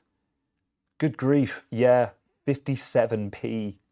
So, okay, so how much? How much? Shipping is £1.24. Oh, But that's even still, that's less than dumb. £2. And like, That's dumb. how is that 57 pence, man? I'm just going to quickly link this one into the chat because it's significantly That's cheaper than the Banggood link that I provided. dumb. Yeah, there you go. There's the AliExpress link for anyone who's playing at home. Yeah, 60p. Like, freaking hell. Yeah, I can order 10 of. I could order 20 of those for a tenner, kind of thing. You know, I'm gonna do that actually. I'm literally just gonna. Yeah, hang on a sec. Quantity. Oh, the shipping starts going up as you order more quantity. That's a bit rude, but okay. Yeah. But also the price gets discounted as you start buying more. It's just like, Yeah. what? Okay, so if I put like 15 of those on order, add to cart. Please provide the Also, following it missing appears information. they've got Oh, different they yeah. have different color ones. Yeah, I bought the green one, but they've got them in other colors. What color Cool. should I get? Should I get, what color should I, chat, help me out. What color should I buy? Or actually, I suppose I should buy a couple of each, shouldn't I? I'll get 5 of, Yeah. you know, I'll get 5 of each color. Red, add to cart. Then white, add to cart. Blue, add to cart. I'm and very then confused. green, add to cart. I hope I'm not paying £3 shipping for each color that I'm buying here. Let's just see how that goes. Right, and cart.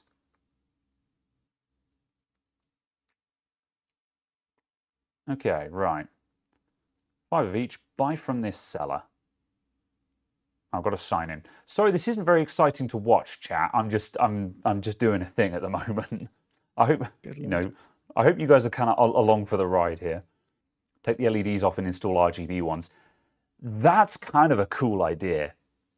That'd work really well, actually, I think. Okay, so I can buy 20 of those for £20 and 38 pence, including shipping. So that works out at about £1 each. So that's £1 each for one of these. So yeah, I'm just gonna do that. Nice. But yeah, absolutely need to get some RGB ones. Yeah, I'll buy some RGB LEDs. I don't know if I'm going to get those. I'm not going to order RGB LEDs right now because I'll have to go hunting out. Because I've got to find. These are 5. Are these 5mm LEDs? Yeah, these are 5mm LEDs, and you can get 5mm frosted LEDs that look like that, but they cycle through the RGB spectrum when they power up. So, and I think they would be a little bit glitchy because we've got voltage ramps on this thing. So I think it's going to glitch out, but it might do something really interesting. It might sort of go when you power it up. Oh, so it might do really funny things with RGB LEDs in it. So behold the $5 soldering station. Oh no. Please don't buy a $5 soldering station. Oh no, that sounds horrid. Yeah, that sounds amazing and horrid. We had one of our learners this week had a really cheap soldering station that just self-destructed when he tried to use it, and I was a little bit sad about that because I thought it was going to be okay. Like when he originally posted a picture of it, I was like, it's a cheap soldering station, but I was like, all it has to do is get hot. Like, how do you screw that up? You know, but no, it managed to commit Sudoku on itself. So yeah, that happened. Oh yeah, the tip just kind of fell apart. Yeah, the tip melted, and it's like, what? How do you melt the tip of the soldering iron? You know, just and like this was on the first use. I can understand tips becoming a bit singed. Like some of my tips are ruined where I've left the soldering iron on overnight or something like that. But like, how do you just whatever? Or you managed to break an OLED screen by leaving it on all night. Oh yeah, that happened. Yeah, that occurred. But yeah, that made for a good repair video actually though. So, all right, there we go. I have ordered a shit ton of those. Now I'm gonna have a box of these and be like, why did I order these? What am I gonna do with them? They'll take a couple of weeks Absolutely. to arrive anyway. There we go. Right, let's close all of this. Close all of that. There we go. Close everything. Shut it down. Shut it all down. And get the chat back up on screen so I can actually respond to people. Indeed. Oh, but dear. There we go. Let's see. Have I considered doing some Arduino tutorials? No, I mentioned this earlier on in the stream. I love the idea of Arduino. I'd love to get into it, but I can't be bothered to learn to code. Well, I want to learn to code. I just don't have time. Something to look into at some point, though. So, yeah. Yes, set them all up as Christmas tree decorations. That'd work, man. Yeah, that'd work. I wonder, like, the power draw from this thing was like 10 milliamps or something like that, really low. So you could probably run it on like 2 coin cells.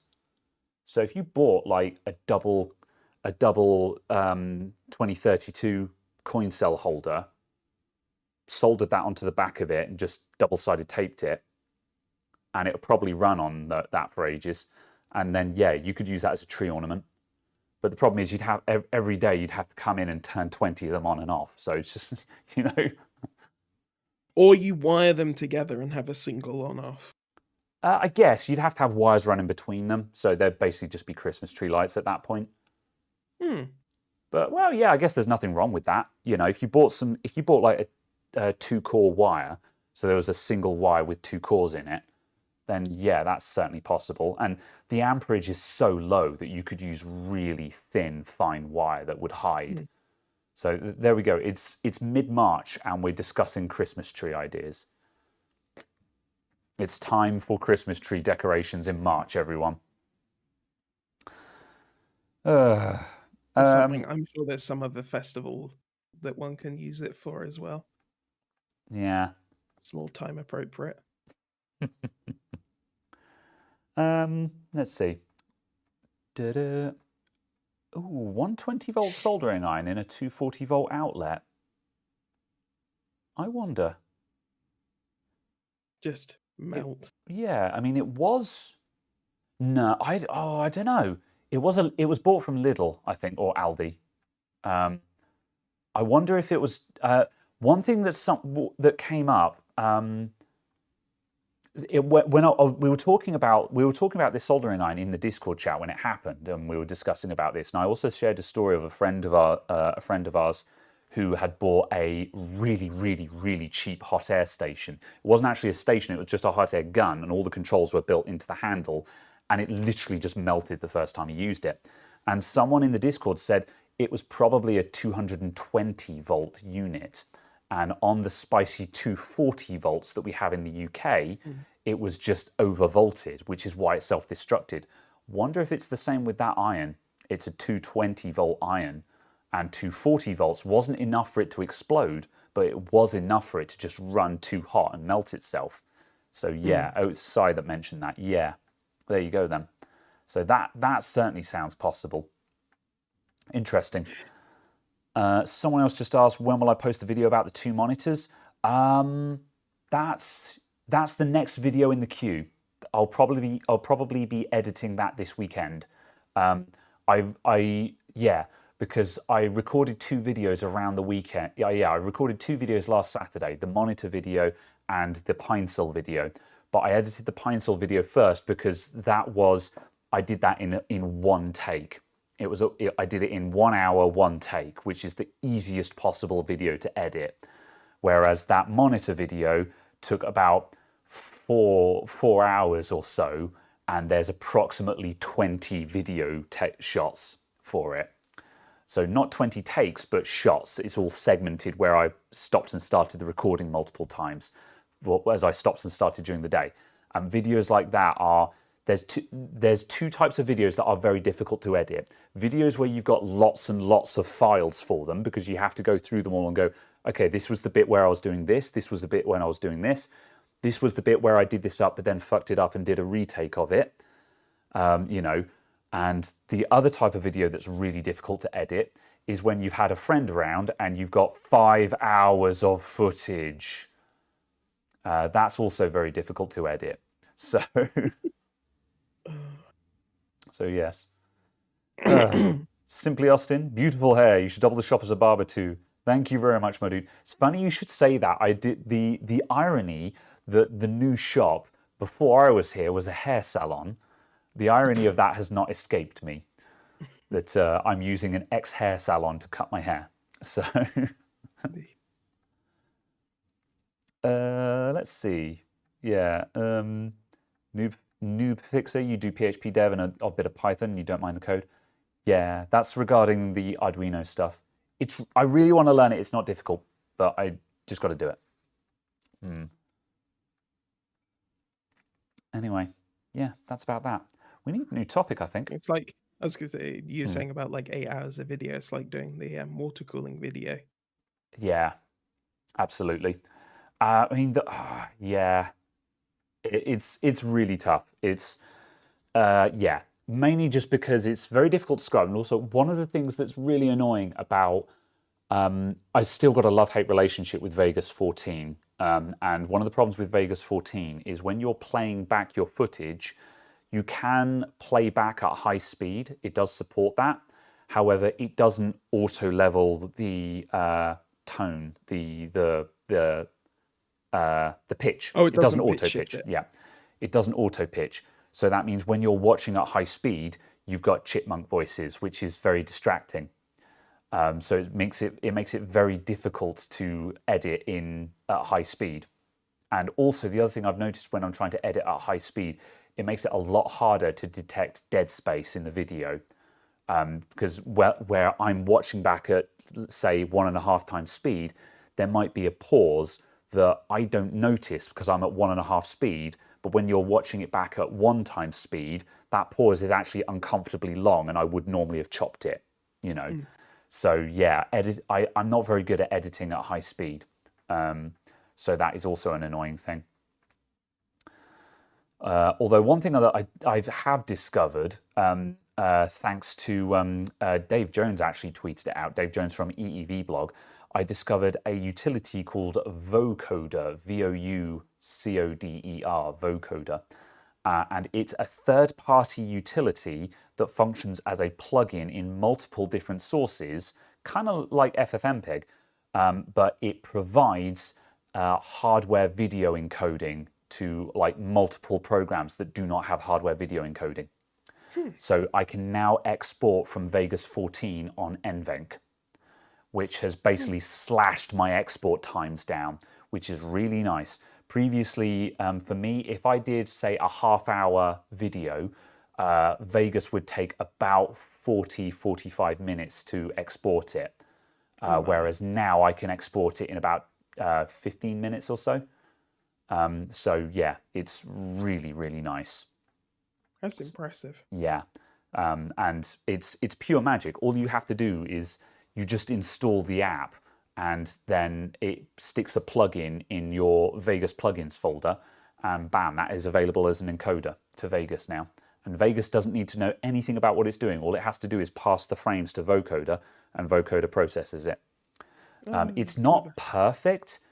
It's still very heavily CPU bound, but it's still significantly faster than X264 encoding. So that is nice. How do you enter the Discord channel? You can't see anything. You need to accept the terms and conditions. If you have joined the Discord through the link, go to the rules page where it's got the list of rules. Scroll down to the bottom, and there's a bit that says if you have read the rules, you need to click the green check mark. And when you click that green check mark to agree to the rules, it will unlock the rest of the server for you. So yes. As if by magic. Indeed. We need to set up that community thing that you linked in, because now Discord have got fancy built-in agree to the rules things. So, Yes, the Discord built-in stuff has been made significantly more feature-rich and significantly fancier. It's quite good because they've obviously looked at what people do with their servers and how people want their servers set up, and then provided that as a native feature. Yeah, absolutely. Which is really good because, for example, like, I mean, we use Me6 as the Discord bot, and one of the primary functions of MEE6 is purely to provide that functionality of being able to accept the rules. I mean, it does auto-post content for me as well, which is also nice. But for a lot of people, the only reason that they need a bot in their Discord at all is purely just to provide a accept the rules feature. So, absolutely. Yeah. What, did you cut your hair with a lawnmower? Ah, no, I use my wall clippers. Buy them today with an affiliate link that I haven't made yet. Your wall clippers for clipping walls. Well, how do you pronounce that? Is it wow? Wall? Wall? Wall. How do you pronounce it? I don't know. Cool whip. Cool whip. So yes, I bought it because it was just it was a brand I recognized. I was like, I've been to a barber and seen that written on some clippers. Surely they're good enough.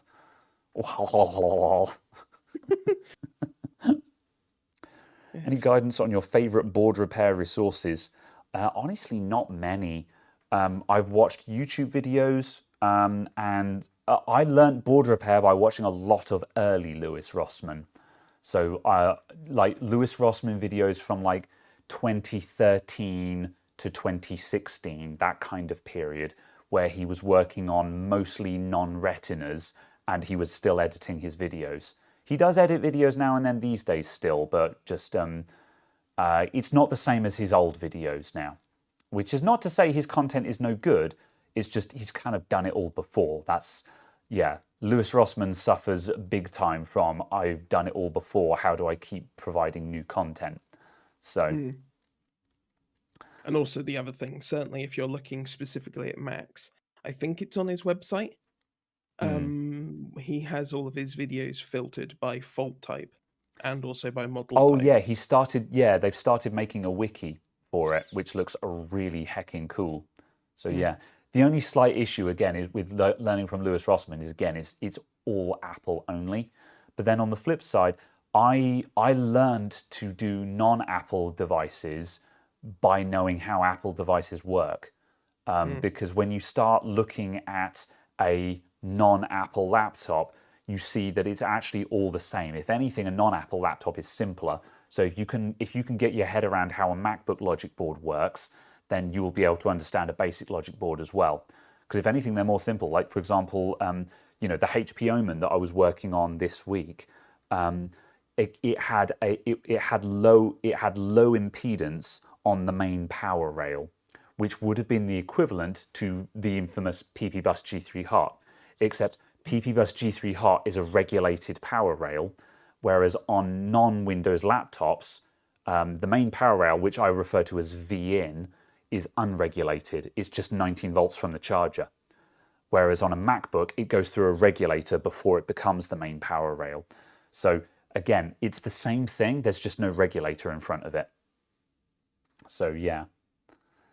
Paul Daniels and Lewis Rossman seem a bit tired. Maybe. I've never watched Paul Daniels, actually. Like, I know of him, I know who he is, but I've never actually watched his content.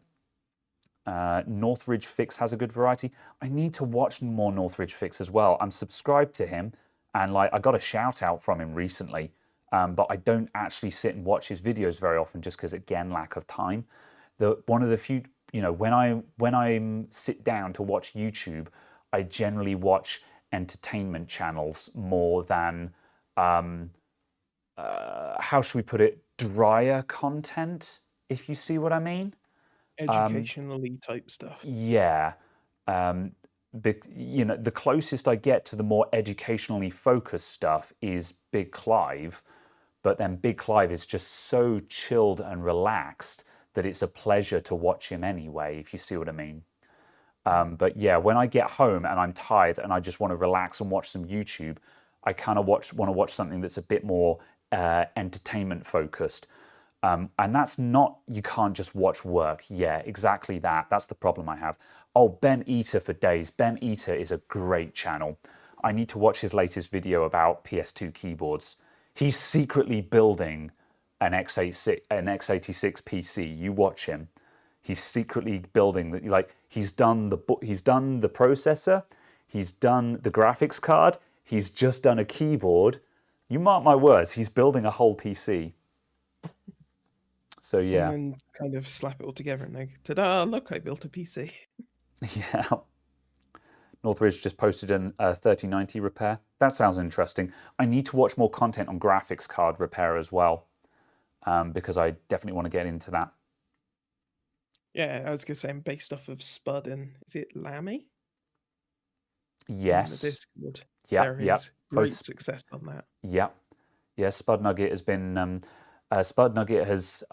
He hasn't done any repairs himself, but he's been helping other people do the repairs, and he's been solving Mm. problems. He has Mm. been, yeah, which has been fantastic. And yeah, I want to make sure I'm pronouncing their name right to do it justice now. Ooh, where are they? I'm looking to look up their name.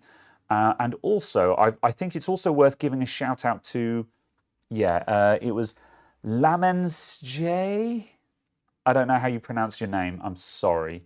But yeah, it's spelled Lamen SJE. So I'm not sure how you pronounce it. But they've been doing really good repairs in the channel as well. And also, it's also worth giving a shout out to, where was it? Someone linked, there it was. It's also worth giving a shout out to Zorus Tech as well. Zorus Tech has, they were posting loads of graphics card repair videos. I'm actually going to link their channel in because they've got 944 subscribers. They're just short of 1,000 subscribers. So I'm actually going to link them in. Let's see if I can get them to 1,000. Where's my chat gone? There we go. Here's a shout out for Zorus Tech. They post a lot of graphics card repair content. So yeah, go and give them a follow as well because they've been posting really good content. And yeah, they should definitely have more subscribers. So yeah, check them out as well. And so yeah, it's been really cool just seeing people learning stuff, you know, because it's all very well, doing shout outs to the masters and watching the masters at work. But I'm very, very interested in watching the people who are still in the process of figuring it out, because that's the stage that I'm at, where we're just figuring it out as we go. So yeah. Obviously, no, it is nice seeing all of the sort of stuff that's popping up and just sort of all of the people who are fixing things and so on and just learning to fix things. Yeah. My mate Vince, I haven't watched much of his content. I've watched one of his videos before, and he's definitely try and figure it out as we go. However, certainly based on the video that I watched, it's very, very long and winding. It's exactly the reason why repair videos kind of need to be heavily edited, because sometimes the video can be so long that you lose track of where you were and you're just lost in this maze and you're just like, okay, we're doing this, but why are we doing this again? How did we end up here? I've forgotten. And that's kind of the vibe I get from my mate Vince. He may end up coming up with solutions sometimes, but I feel like it takes too long to get there that you've forgotten what you learned from the beginning. But Kind of as I forgot say, what the issue was, yeah. yeah. So, right, yeah. Past that though. Where was it? There we go. Hunter just asked, why do my lights not work on my RAM? Should I update my BIOS? What kind of RAM have you got, and what kind of motherboard have you got? For that one is the first thing. Before I answer either of those questions, because yeah, that would that depends on my answer. What kind of motherboard and what kind of RAM, and then I'll answer that question. Good. They don't make computers like they used to in terms of longevity and durability. Yeah, I think I would agree with that to an extent. Certain sectors. Yeah, But it depends on what sector. Yeah, even I think cheap laptops have always been bad, but at least they worked. And ironically, they were fixable and stuff like that. Whereas cheap laptops have been min-maxed to the point now where as soon as you have any kind of fault with them, you may as well just bin it. And because they've got thin hinges and all of that nonsense, there's, the hinges break on them, and then it's going to cost you like 50 or 60 quid parts to fix them. And just, if you slap your labor on top of that, you've just written off the laptop. And just, yeah, I'm always I think I don't like being that guy who's just like, they don't make them like they used to kind of thing. But at face value, I agree with that, but with an asterisk attached. It depends on what you're looking at. Yeah. There are some things that are much better than they used to be. Like just general RAM issues. Yeah, that's true. Yeah, which we were talking about last week. So yeah. Hard drives failing because there are now fewer hard drives in new laptops. Yeah, the ingress of SSDs are now commonplace even in cheap laptops, which is great. Just the quality of life that SSDs are bringing in is fantastic. So yeah, that is definitely a good thing. Oh no, HP Stream says hi, says Sai. You keep those away from me. I've got a dead one of those on my shelf. Thank you very much. I should try and fix that just for the educational purposes, but I don't know if I want to. Right, Hunter says you've got an Asus ROG Strix B450F Plus Gaming. Cool, great motherboard, and Trident RGB RAM. And 1 stick of RAM light flickers on rainbow feature. It flickers, you say? Well, yeah, so that should work based on Asus AuraSync.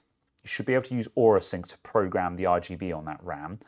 But if you're getting a flickering light, that sounds like a faulty module to me. However, I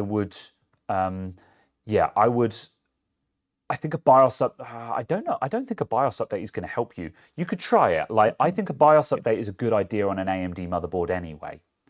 On an AMD motherboard, generally speaking, newer BIOS equals better. So I would BIOS update it anyway. However, that sounds like a module problem to me. The trick I would do is I would swap the modules around and see if the flickering follows the module. Whereas if you swap the modules round and the other one starts flickering, then that means it's a software issue. Whereas if you swap the modules over and the same module flickers, you've got a bad module. That's what I would say. 1 stick won't light up after reseating it. Yeah, again, swap them over. And if it's the same one, then yeah. Do you recommend taking your laptop to Geek Squad for repairs? Don't know. As always, get quotes from people. I often have people say, oh, where should I go to get my laptop repaired? Because they're like not in range of me or something like that. And my answer is find a local repair shop, whether it's a big box store or otherwise, and go and talk to them and say to them, this is my fault. What do you think the problem is? What do you intend to do to try and fix it? How much are you going to charge for that? And what is your warranty? Because if they're providing a warranty that guarantees a repair, or at least a no fix, no fee, then generally speaking, obviously you back up your data, but generally speaking, you've got nothing to lose, because if they fail to fix the problem, you don't pay them. You know. Whereas if they're turning around and saying, oh, it's going to cost you 50 quid just for us to look at it, I would run a mile, personally. I'm a big believer in, well, I'll rephrase that. Charging for diagnostics, the rule for that should be that if they have successfully diagnosed the problem to the point where they can say, yes, we know exactly what is wrong with it and how to fix it, then they can charge you for that information. However, if you take your device to a shop, they say, cool, that's 50 quid to book it in. They charge you £50, and then they call you back and say, it can't be fixed. Or they call you back and they say, we don't know what's wrong with it, or something like that, then I would expect my £50 back. I shouldn't have to pay £50 to be told that it's dead, in my opinion. And the thing is, there are some people that just say, well, you paid them to do diagnostics. You paid them to look at it and determine that the device is dead. That's a fair comment. But in my experience, the way that I work, that is the game. That's the rules that I'm willing to that I'm willing to play by. For me, some of them I win, some of them I lose. the fact that I don't get paid if I can't fix it is how you know that I tried my best. Mm. By providing that guarantee, you know that I did my best, because I knew that if I couldn't solve it, I wouldn't get paid. Whereas if I'd been paid 50 quid, that begs the question, how many times am I going to give up on a laptop just because I couldn't be asked? And I'm going to be like, well, I got 50 quid diagnostic on that. What do I care? You know? Mm. Whereas the fact that I don't do that, it might seem unfair that every now and then there's going to be someone who gets a free diagnosis. Every now and then there's going to be someone who takes advantage of it. They bring in their computer. I say, you need a new power supply. And they say, okay, that's fine. I'm not going to go ahead with this. They take their computer away and they replace the power supply themselves. That sucks for me. But the frequency of that occurring is low enough that it doesn't hurt my bottom line. I can live with that. So that's that's my opinion. Geek Squad get 1-star reviews. Yeah. The problem is the question is why. I suppose you have to look at those reviews and see why are they getting 1-star reviews. This gets into the realms of just reviews in general. Like for example, when I'm buying something on Amazon, I look for 1-star reviews, because when you read the 1-star review, one of two things is going to happen. Either the person reviewing it has left an insightful comment that says, this product is fundamentally flawed because this snaps really easily. And you can be like, aha, okay, I'm not going to buy that then. Or the 1-star review says, it arrived late. And you say, right, you're a heckin' idiot, I'm going to buy this. So Yeah, basically, yeah. Reviews should be taken with a pinch of salt. Just because they've got 1-star reviews, that might just be a lot of people that would just be like, oh, they couldn't fix it, 1-star review. Well, yeah, if you dumped 2 liters of Coke on your laptop, I wouldn't have been able to fix it either, So I'm not defending Geek Squad here. This is the same, like our equivalent of that would be PC World or Currys. And I would imagine half the people who are working in Currys are probably morons as well. Or if they're not idiots, they're good people who are bound by crappy company policy. But again, if they have a good guarantee in place, like free diagnostics, no fix, no fee, you have nothing to worry about. That's my thing. But if they don't have no fix, no fee, free diagnostics, that's a red flag. So yeah, that's my opinion. Yeah. I don't know, Sai. Sai used to work for PC World, I think, if my memory serves me. However, you're not a moron, Sai. You were probably hobbled by company policy. I still love you. Yeah. It's there is a huge amount of it, which is kind of a case of, are they restricted in what they can actually do, or is it just a case of actually most of the time people don't know what they're doing? Yeah. PC World Know-How charges you 60 quid for a call out no matter what happens. A call out is different because you had to dispatch an engineer to someone's house.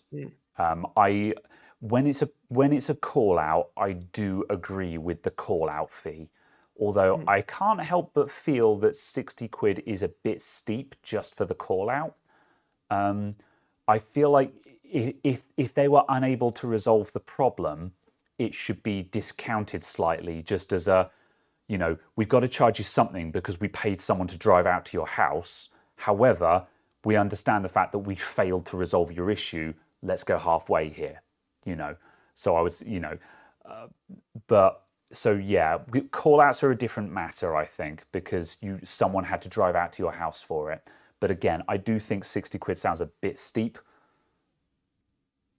Especially because I don't like call outs, because I think fixing someone's computer on site in their house is a terrible idea. Unless they've just got a printer that needs setting up. If you want to go and set up someone's printer, yeah, sure. No problem. Yeah. But if someone the call out is for fixing issues with the location. Yeah. It's for fixing issues with that setup, with that location. It's a case of going there and setting up the printer in situ. It's a case of going out there and sorting out, networking equipment, things like that, stuff that is in situ. That makes Mm, sense. But when it's a case of kind of going, oh, my computer just doesn't work, oh, there's a virus, something like that. It's a case of no, bring it in because I'm not yeah, going to sit in your house for 3 hours fixing this. yeah, And if I exactly that. do, I'm charging you £100 an hour. Yeah, and I speak from experience. I've done my time doing call outs, and on more than one occasion when doing a call out, I've been sat in front of someone's computer watching a virus scan progress bar go across the screen very slowly. Mm. It's not pleasant. It's not pleasant. You, it's a nightmare to be in that position, just sitting there, just going, hurry up. It's Yeah. horrible. It's horrible. I wouldn't wish it on my worst enemy. So yeah, Ricardo says, how much would a plumber cost to call out? Very good point. Very good point. You could argue that PC repair is a skilled trade, just like any other trade, and it should cost the same amount. So that is a very good point. The funny thing there is that I actually have no clue how much it costs to call out a plumber. However, I'd imagine it's probably about 60 quid. So yeah, that's a very good point. Adam Seiferman, thank you very much for the $10. How's it going? What advice would you give to someone wanting to start a repair business out of their home in terms of being able to find... Oh, hang on, it's just scrolled off. You're fading away. In terms of being able to find a client base. Very technical, but business acumen could be better. I know that feel. My business acumen could be better as well. This one's difficult. This comes up a lot. The difficulty you've got is just everyone's trying to do the same thing there. So yeah, as I say, my tips are, firstly, if you're working from home, then most of what you're doing is going to be call out related. Because in an ideal world, you don't really want to say to people, you don't really want to ask people to bring their stuff to your house, because that looks really bad to ask a client to show up at just your house. It's especially, there's a lot of people, if you live in a flat or something like that, you don't want your customer to drive out to your flat and just sort of knock on the door and be like, hello, So you're going to have to do call outs there. And so what you're going to be offering, or what I would be offering there, is a service where people call you up and say, I've got a problem with my computer. And you say, cool, I will come and get it. So I would be offering collection. So what you want to do when they call you up and they say, I've got X problem, you need to determine on the phone, you need to go, right, is this a site problem? For example, a printer that needs configuring, or has the computer fallen over and need repairing? This is a phone, by the way. If the computer needs repairing, then When was the last time a phone looked like that? If a computer needs repairing, then you need to get the computer off site. As soon as you show up and you see their laptop and their laptop clearly has a dead hard drive because you turn it on and it says no boot device detected, you need to say, right, this laptop has hardware issues. I need to take it away for testing. And if they go, oh, can't you do it on site? You can say, sure. However, the hard drive test is going to take up to 4 hours to do. If you want to pay me 4 hours of labor, that'll be £300, £400, whatever you want to charge. So you get out of there. Don't fix it on site. However, if they've got a printer that needs setting up, you say, certainly, I'll come and set that up on site for you.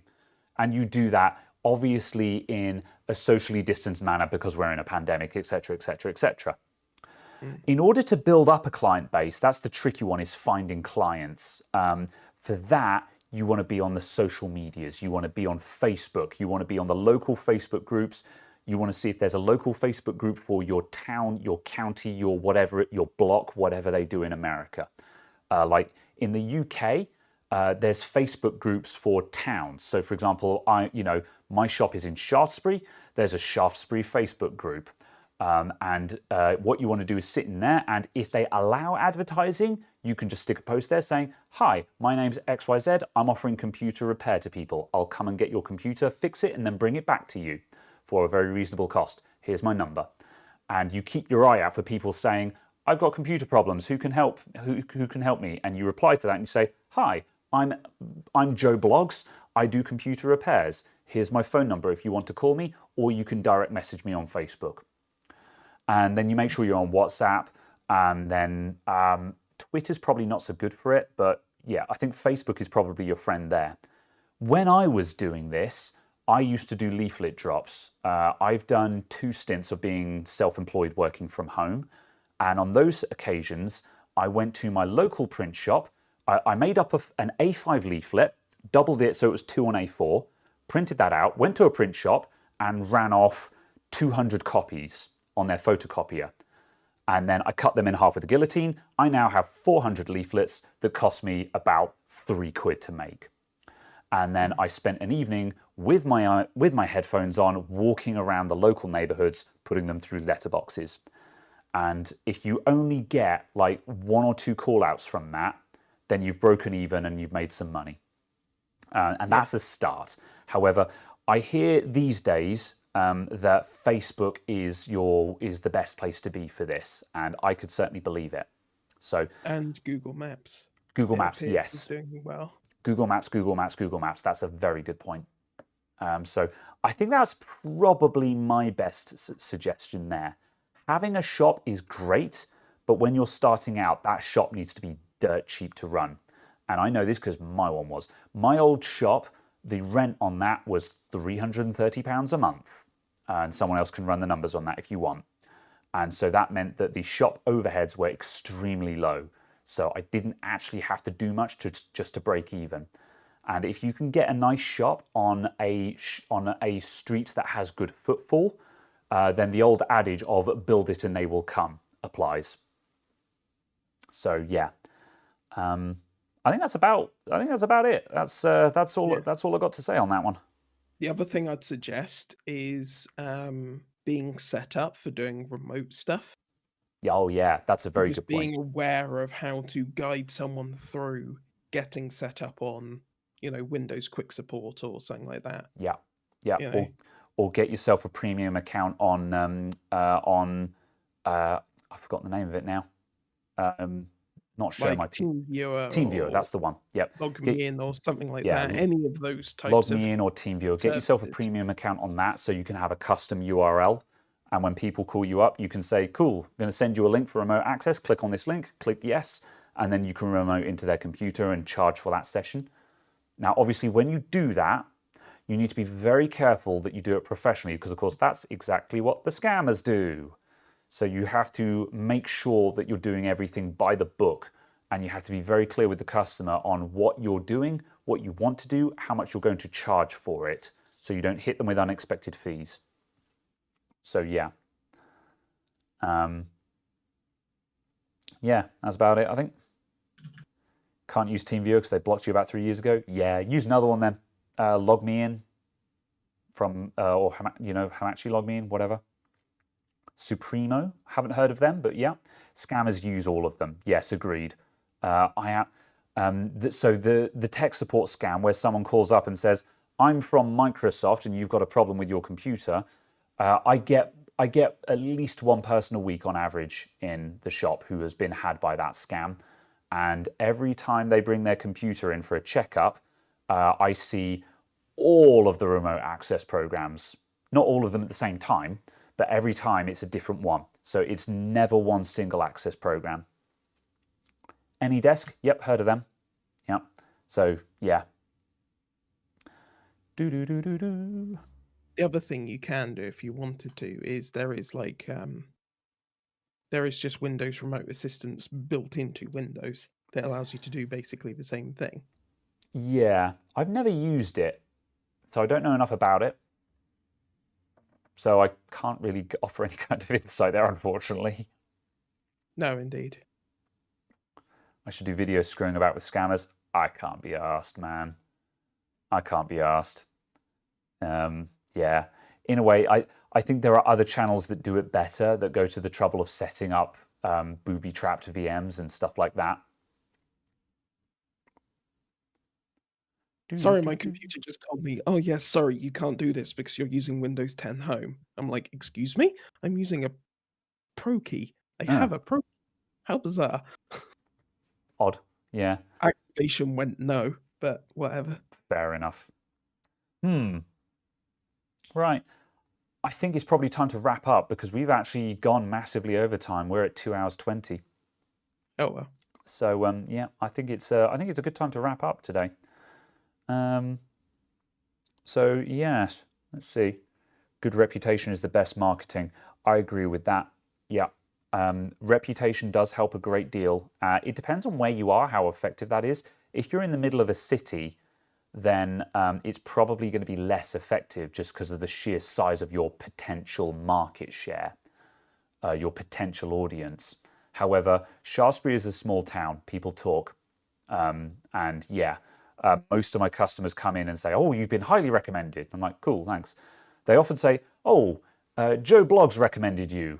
Do you remember him?" And I'm like, "Sure, nice to meet you." You know, because I'm terrible at remembering faces. But yeah, agreed though. Yes, building up a rep is good, but that's not really something you can voluntarily do. Rep comes with experience, basically. You've just got to, be around.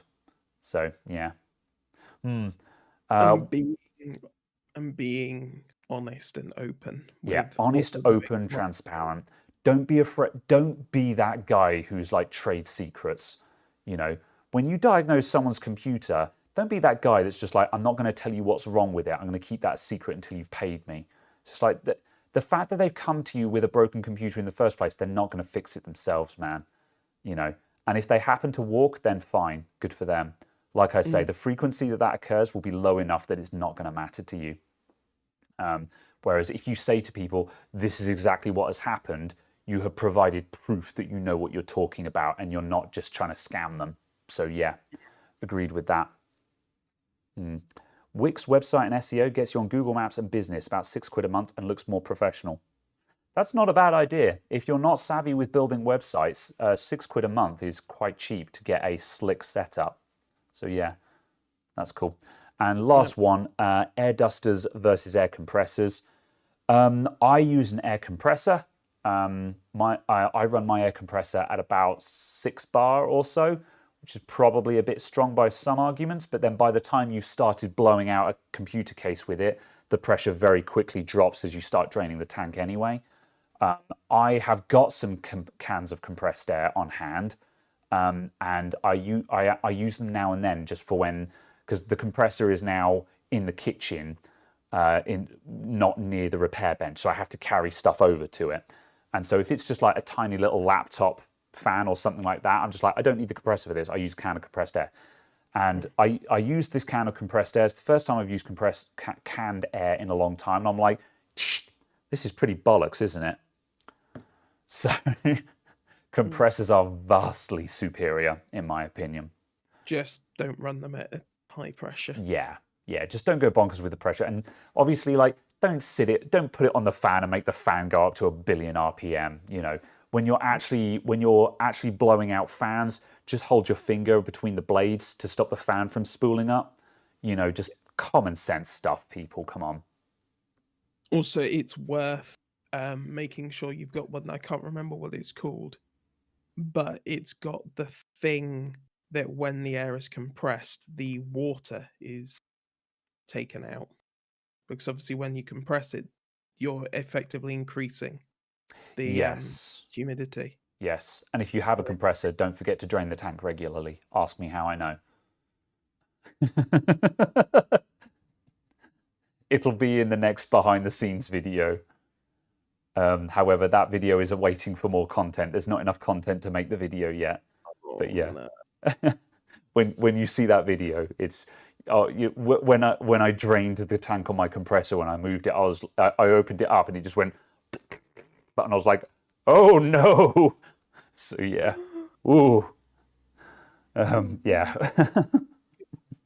Leaf blower works too. Sure. Did I get wet moving it? Not terrible. I did make a puddle, but yes. Anyway, we're off. We're out of here. I'm going. Goodbye, everyone. Thanks for tuning in, everyone. Thank you for the super chats. Thanks for the regular chats. Thanks for the channel joins. And we'll see you guys next time. Why not vacuum? vacuums don't get into spaces. Like, you've got to dust out like a power supply. The vacuum won't be able to pull stuff out from inside the power supply. Yeah. So yeah, that's the issue there. Possibly a combination might be good. Air compressor with a vacuum next to it to pick up the dust is a good combo. So yeah. Certainly to help avoid making quite so much of a mess. Yeah, yeah. I just take it outside, but static can be, depends where you are. Yeah, static can be a danger there, so that's true. Anyways, yes, we're off. Thanks for tuning in, everyone. I will see you guys next time. See you next week. Bye. Au revoir. So long. Farewell.